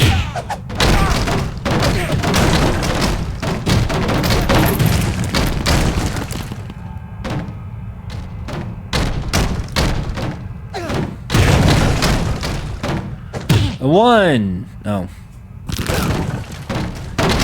No, never mind.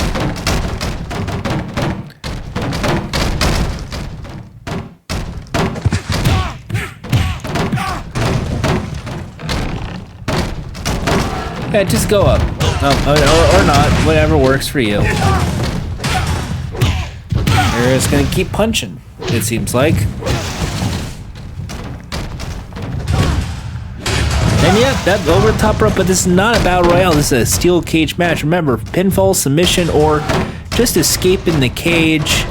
Just get the fuck out. That would be great. Right now, if you just leave. Top of the cage. Yep, just get the fuck out. You won. And you just made him win. Good job. Alpha Male wins.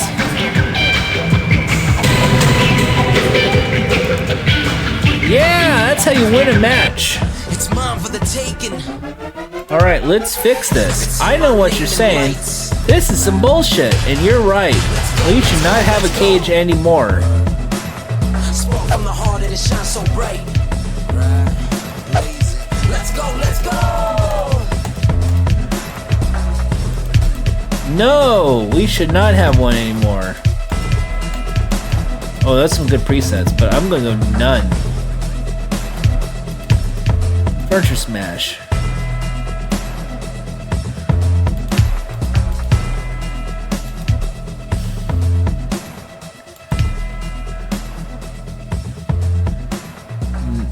Stoppage Smash, yeah.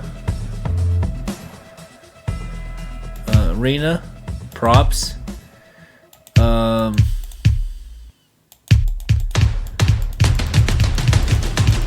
ready to play now. Put me in the game now. I came here to Yeah, prove burgers. it. I'm ready to do it. I can't be afraid now. Put me on the stage now. I'm ready Inside to ring. rage now. I feel like an animal stuck in a cage and I'm ready to break out. My That'd be fun. my time. None of you people can tell me to Tables, stop. regular This time, tables. like the last time. You better get ready to race to the top. Ready to do this. Show you what Cardboard boxes and burgers match. Yes. ruthless. My time. None of you people can tell me to stop. Lower the lights down. Hand over my crown. Hand over my heart. Let's do regular. For my crowd. So turn me up real loud. My time. Yeah, no, we should do cardboard boxes and burgers match. That sounds like a Jordan ass match for me. My town, my crown. We know what it takes to be reaching the top. Mixed. We're reaching the top. We're reaching the top. We know what it takes to be reaching the top. My time, my time. None of you people can tell me to stop. My town, my crown. We know what it takes to be reaching the top. We're reaching the top. We're reaching the top. We know what it takes to be reaching the top. Lower the lights down. Hand over my crown. Hand over my heart. I do this for my town. I do this for my crowd. So turn me up real loud. My time, my time. None of you people can We'll tell go me to 1 stop. minute. Turning the track up. Every minute. Down. Hand over my heart. I do this for my town. I do this for my crowd. So turn The me up real driest, loud. My time. None of you people can tell me to stop. Yeah, the virtual crowd. Perfect.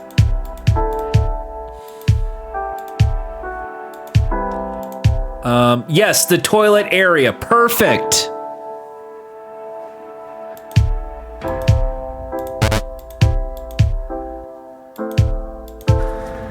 Oh, can we do a bar with the,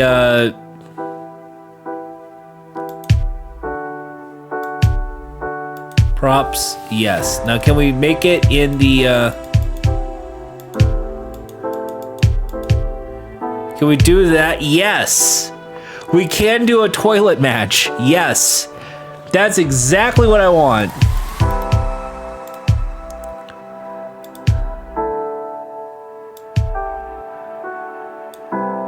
A planned 1 minute intervals.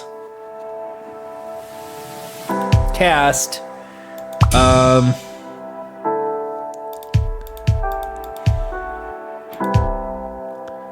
You gotta do Sabu. Rest in peace, buddy. Yeah, that's, yep.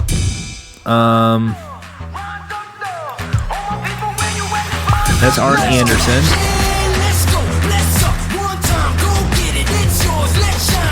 Oh, Rupert Royale. There we go. And we'll add people.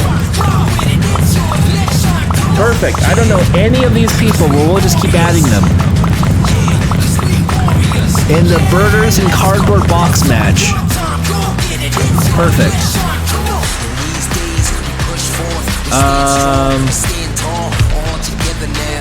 None. Let's get straight into it. Yeah! There we go. We're in the Burger King Battle Royale. Remember, whoever goes through the fucking cardboard box is eliminated. I don't know what the fuck is going on. But this is fantastic. Hell yeah. Oh no.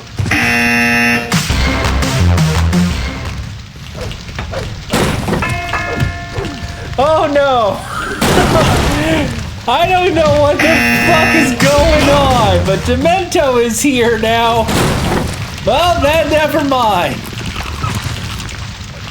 The Burger King Battle Royale. Have it your way at Burger King.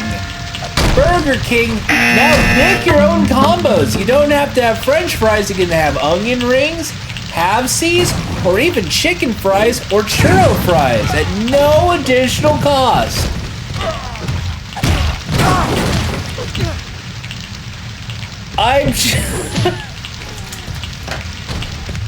This is the best wrestling match ever. The Burger King Battle Royale. Arthur Price has entered the arena.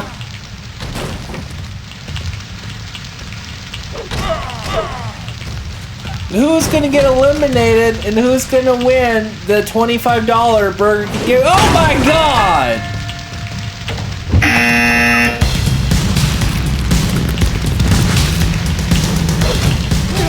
Sergeant Acer.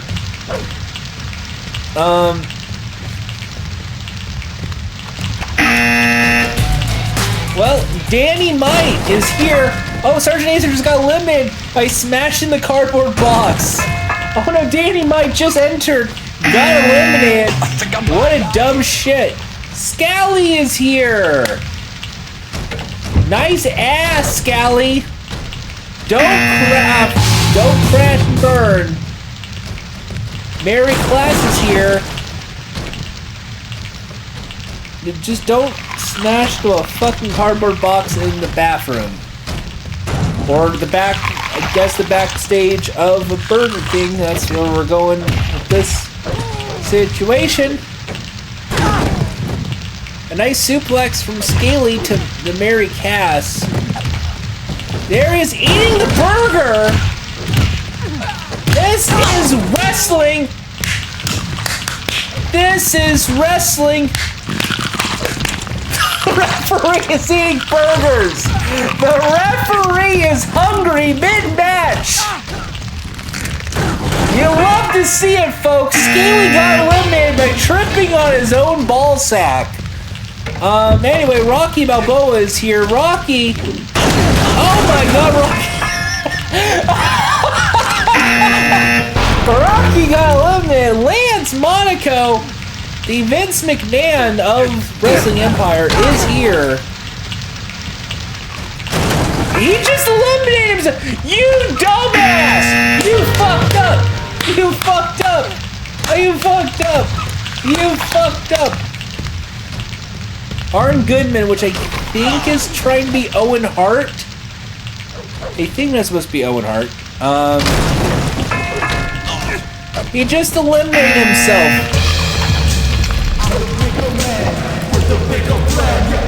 Harry Harris is here. There's also a surprise gift for anyone who wishes to open it. What's in it? I don't fucking know.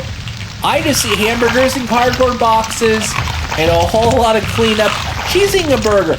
Everyone's hungry for hamburgers here on the Burger King Battle Royale. Mary Cass has been eliminated. And now it's Quincy Rhymes. Harry Harris has been eliminated. Winston Barker is next. Good luck seeing where the fuck he is. I don't fucking know. But I do see hamburgers, and I do see a whole lot of munch. Carl Jr., buy the triple big Carl today. Quincy Rhymes has been eliminated. Winston Barker has also been eliminated. I think it's just one person. And it's her. Nico Moron. Just fucking don't smash into a cardboard box. Just don't fucking ruin.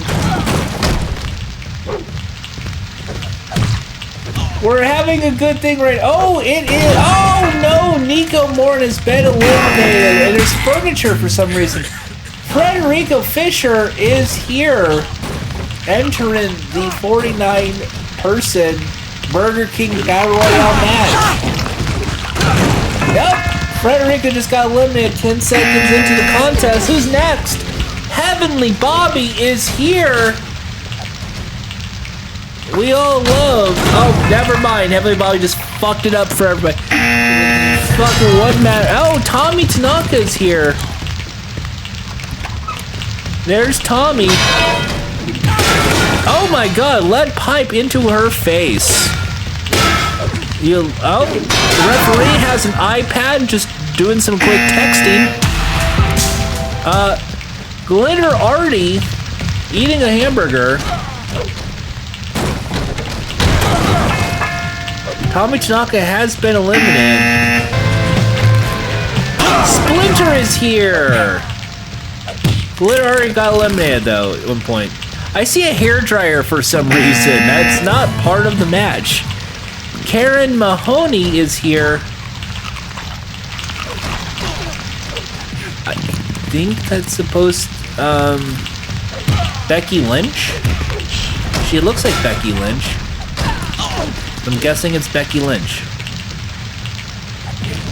Whoa, Whoa, no, Splinter's been eliminated. Manny Quinn is here. What's in the gift box? We're about to find out. What's in the gift box? Wayne Barrage is here. Fucking, oh, it's a skateboard. It's a skateboard. Oh, he just fucking ran into a tile floor. Sure. It's anybody's match here. Oh, he's going on the high-risk maneuver here. Right into the cardboard boxes. Luckily, Hal Coogan is here. Brother Jack Dude. I thought he was Terry Boulder in Wrestling Empire. When it comes rushing down and you're racist inside. Ba-da-ba-ba-ba-da-ba-ba. You make a porn video and you hate the black people. Da-da-da-da-da-da. When you're very old and you're going to support Trump and then nobody likes you, so you're gonna get booed. You think that it is real heel heat, but it's really go home heat. You better retire, bitch. There's a cage. Referee has a cage. Interpret it as you will, folks. Suplex into the cardboard and Hal Coogan is eliminated. And Thunder Tiger is back. Holding up some soggy cardboard from the shower. Remember, if it smashes with them, they are eliminated. There's a basketball. Oh no! Thunder Tiger's been eliminated for some reason. Miss Viola is here. Up to some mischief. Vito Soprano has been eliminated. I did not know they existed in this match. There's 18 people left and Cameron Cool is left. I think that's supposed to be Kofi Kingston, but I'm not sure.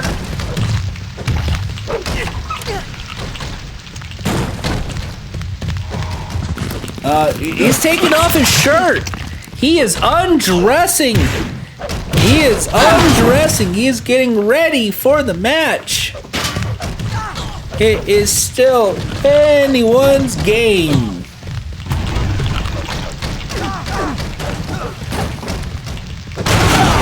Oh, never mind that. Everyone got fucking eliminated from that bullshit. Ashley Actually, Boss is next, and who's actually gonna hang out with next is waiting over here in the shower department. Don't fucking eliminate yourself, you dipshit. Oh look, putting on his knee pads, Ryan Pippin. Beating him up with the burgers. It's a burger battle. Well, we love to see it, folks. 40 seconds left. 2 people fighting it out over hamburgers. It is like a dream come true for me, Jordan Haas. That referee had a disgusting burger, threw it out, saying that's disgusting. I said no pickles. So we're now going into this amazing. Oh my God! This could be a battle of the death. Bear hug. That's a bear hug. Remember, no pinfalls, no submissions. It's really just smashing it into a cardboard box because we can't afford tables. It's a real Ralph Ziggler. Ralph Ziggler moving fast, kicking ass, licking your tongue. Oh yeah. What's the hot dog Dolph Ziggler song? That's my favorite hot dog. Hot dog. Hot dad. I do love hot dogs though. I would probably eat 4 of them right now if they were presented in front of me. There's 3 people in this Battle Royale. The Burger King Battle Royale. Remember, getting put through a cardboard box means elimination. Oh no, the referee is down. Oh, never mind, he's back up. Oh, Ralph Zipper is gone. Alan Gator is here now. Alan Gator! Alan Gator! You don't see this shit on AEW. I'll tell you what's all elite. This exhibition match, the Burger King Battle Royale. Fuck Netflix and watching WWE Raw when you could watch Wrestling Empire simulation matches. The referee has a broken piece of a table. Alan Gator is in a submission, put the guy in submission maneuver, and it's still anybody's game as we are about to see our 4th entrant now. Oh, never mind. Ashley Boss has been eliminated. Victoria Hinks. There's 13 people left in this match. Oh, Jesus. No one cleaned that toilet either. But the Burger King Battle Royale, it is a have it your way match. If have it your way is putting somebody through a cardboard box. Now that referee went through the cardboard box, but they won't be eliminated because we actually pay them well. Actually, of all the people here on staff, the referee is actually paid the most.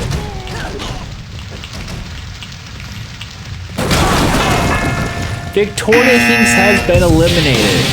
But here he is. Eat me more. Eat me more. It's Hardback. Eat me more. He has the cardboard boxes, but does he have the brain power to win the Burger King Battle Royale?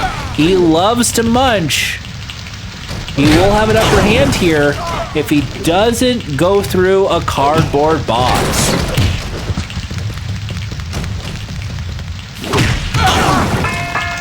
Ryan Pippin has been eliminated. I think that's supposed to be Rowdy Piper. Mismatches here. Here is a few footage of a grown-ass adult beating the shit out of a woman, which I think is something wrestling fans love. It's one thing we know about wrestling fans. They love to see a woman get assaulted. Hey, there's a hot dog! Hot dogs aren't hamburgers! Get that shit out of here! This is the Burger King Battle Royale, not the Hot Dog Paradise Battle Royale. We're not going to hot dog heaven. Yes, we're eating burgers.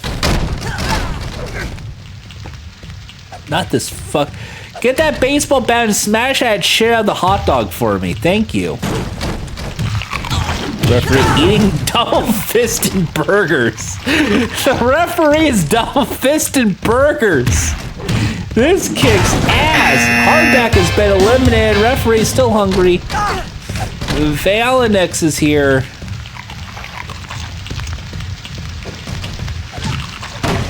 Beating the shit out of Hardback with a baseball bat, and there's still a hot dog.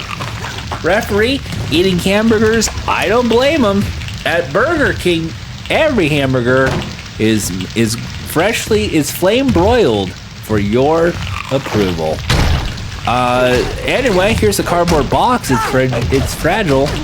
Don't smash it up, or else you'll get eliminated.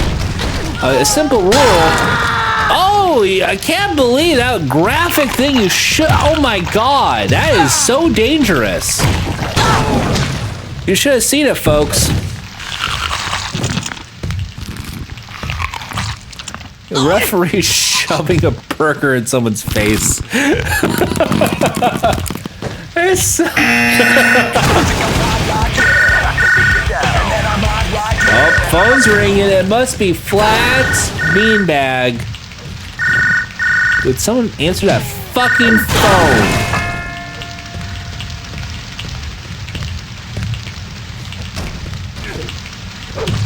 Soggy boxes. We really should have thought this through. Why is there a pizza in the Burger King Battle Royale? They don't serve burgers. They don't serve Burger King, but they don't serve pizza. And the referee, looking at the rule book of how to referee a wrestling match, especially one with a simple rule of if somebody smashes a box, that person's eliminated from the contest.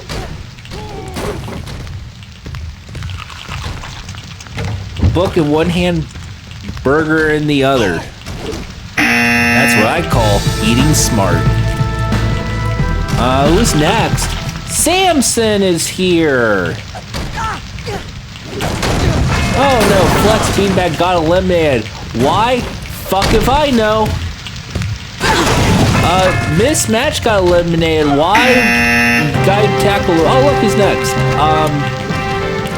Apple Pie. You know, Apple. I think that's supposed to be Jack Swagger.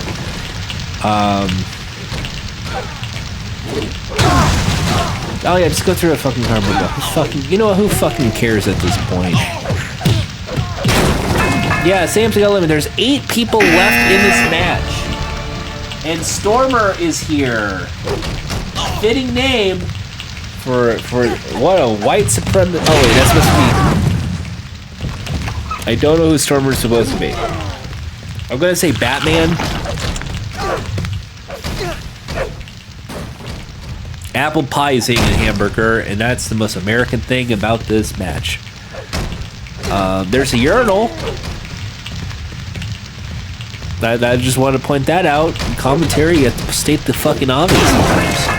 Apple Pie got eliminated by himself. It was an own goal. Kylie Barrier is here now. We're almost at the finale. Someone will win this match in a few minutes' time. Yeah, there you go. See, that's all you have to do. 6 people left. Needles is here.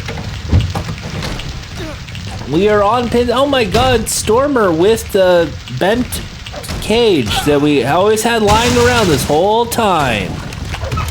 Don't think it's true. Needles eating a burger. You know, don't share those needles, folks. Stormer got eliminated because of the stuff. Splittars McGullen is here. We got cardboard boxes, we got burgers, and we are gonna have a winner in a couple of minutes. And we have the best camera crew in the business. We pay them in Jack in the Box tacos. Jack in the Box. The Neil's got eliminated. You have to take my word on it. Just trust me, bro. Open Mic is here. From the world of mixed martial arts, Open Mic is here. All I have to do is... Oh, no! Referee took the bump on that one. And a tennis racket. For some reason, a tennis racket as a weapon. Referee still a little hungry. He's been eating hamburgers for about 20 minutes now. I normally can only eat about 3. This guy managed to eat 7. 8 burgers. Even Open Mic's hungry for a hamburger. Everyone loves the burgers here at Burger King. Have it your way. Burger King! Splitters McMillan, 3 left. Greg McMahon is here. So it's a MMA fight with Greg McMahon and Open Mic. Someone call Mo Rogan. Oh no, Greg McMahon is limited. There's 2 left. This will decide it. Shep Buffalo is here. Who will win this pins and needles match? Oh, never mind. Open Mic won. Fuck life. All right, just get the fuck out now. All right, just get the fuck out. Show's over. Hug it out. Hug it out. Hug it out. Hug it out. Hug it out. Hug it out. Hug it out. What the fuck? What are we doing? Well, I guess that's it for the Battle Royale, and that's it for this stream. Thank you so much for tuning in for what had to be the dumbest stream we've ever had. So I'm going to see you guys soon. Check me out on the Discord. You know where to find me. I don't know if this is the last stream we'll have for quite a while. I had a lot of fun. I am a little sober now, believe it or not. So we're good to go. I'm gonna drink a little bit more water, just to stay more hydrated. Then take a nap and go to sleep. It is 3 a.m. Not a good time for me to be up this late, but good time for everybody to get some sleep. Thank you so much. Thank you for all the kind words. Send all the hearts, all the love you can. I think that's what they do. They do this thing now. Or is it this thing? I forgot. Anyway, take care, everybody. Bye-bye.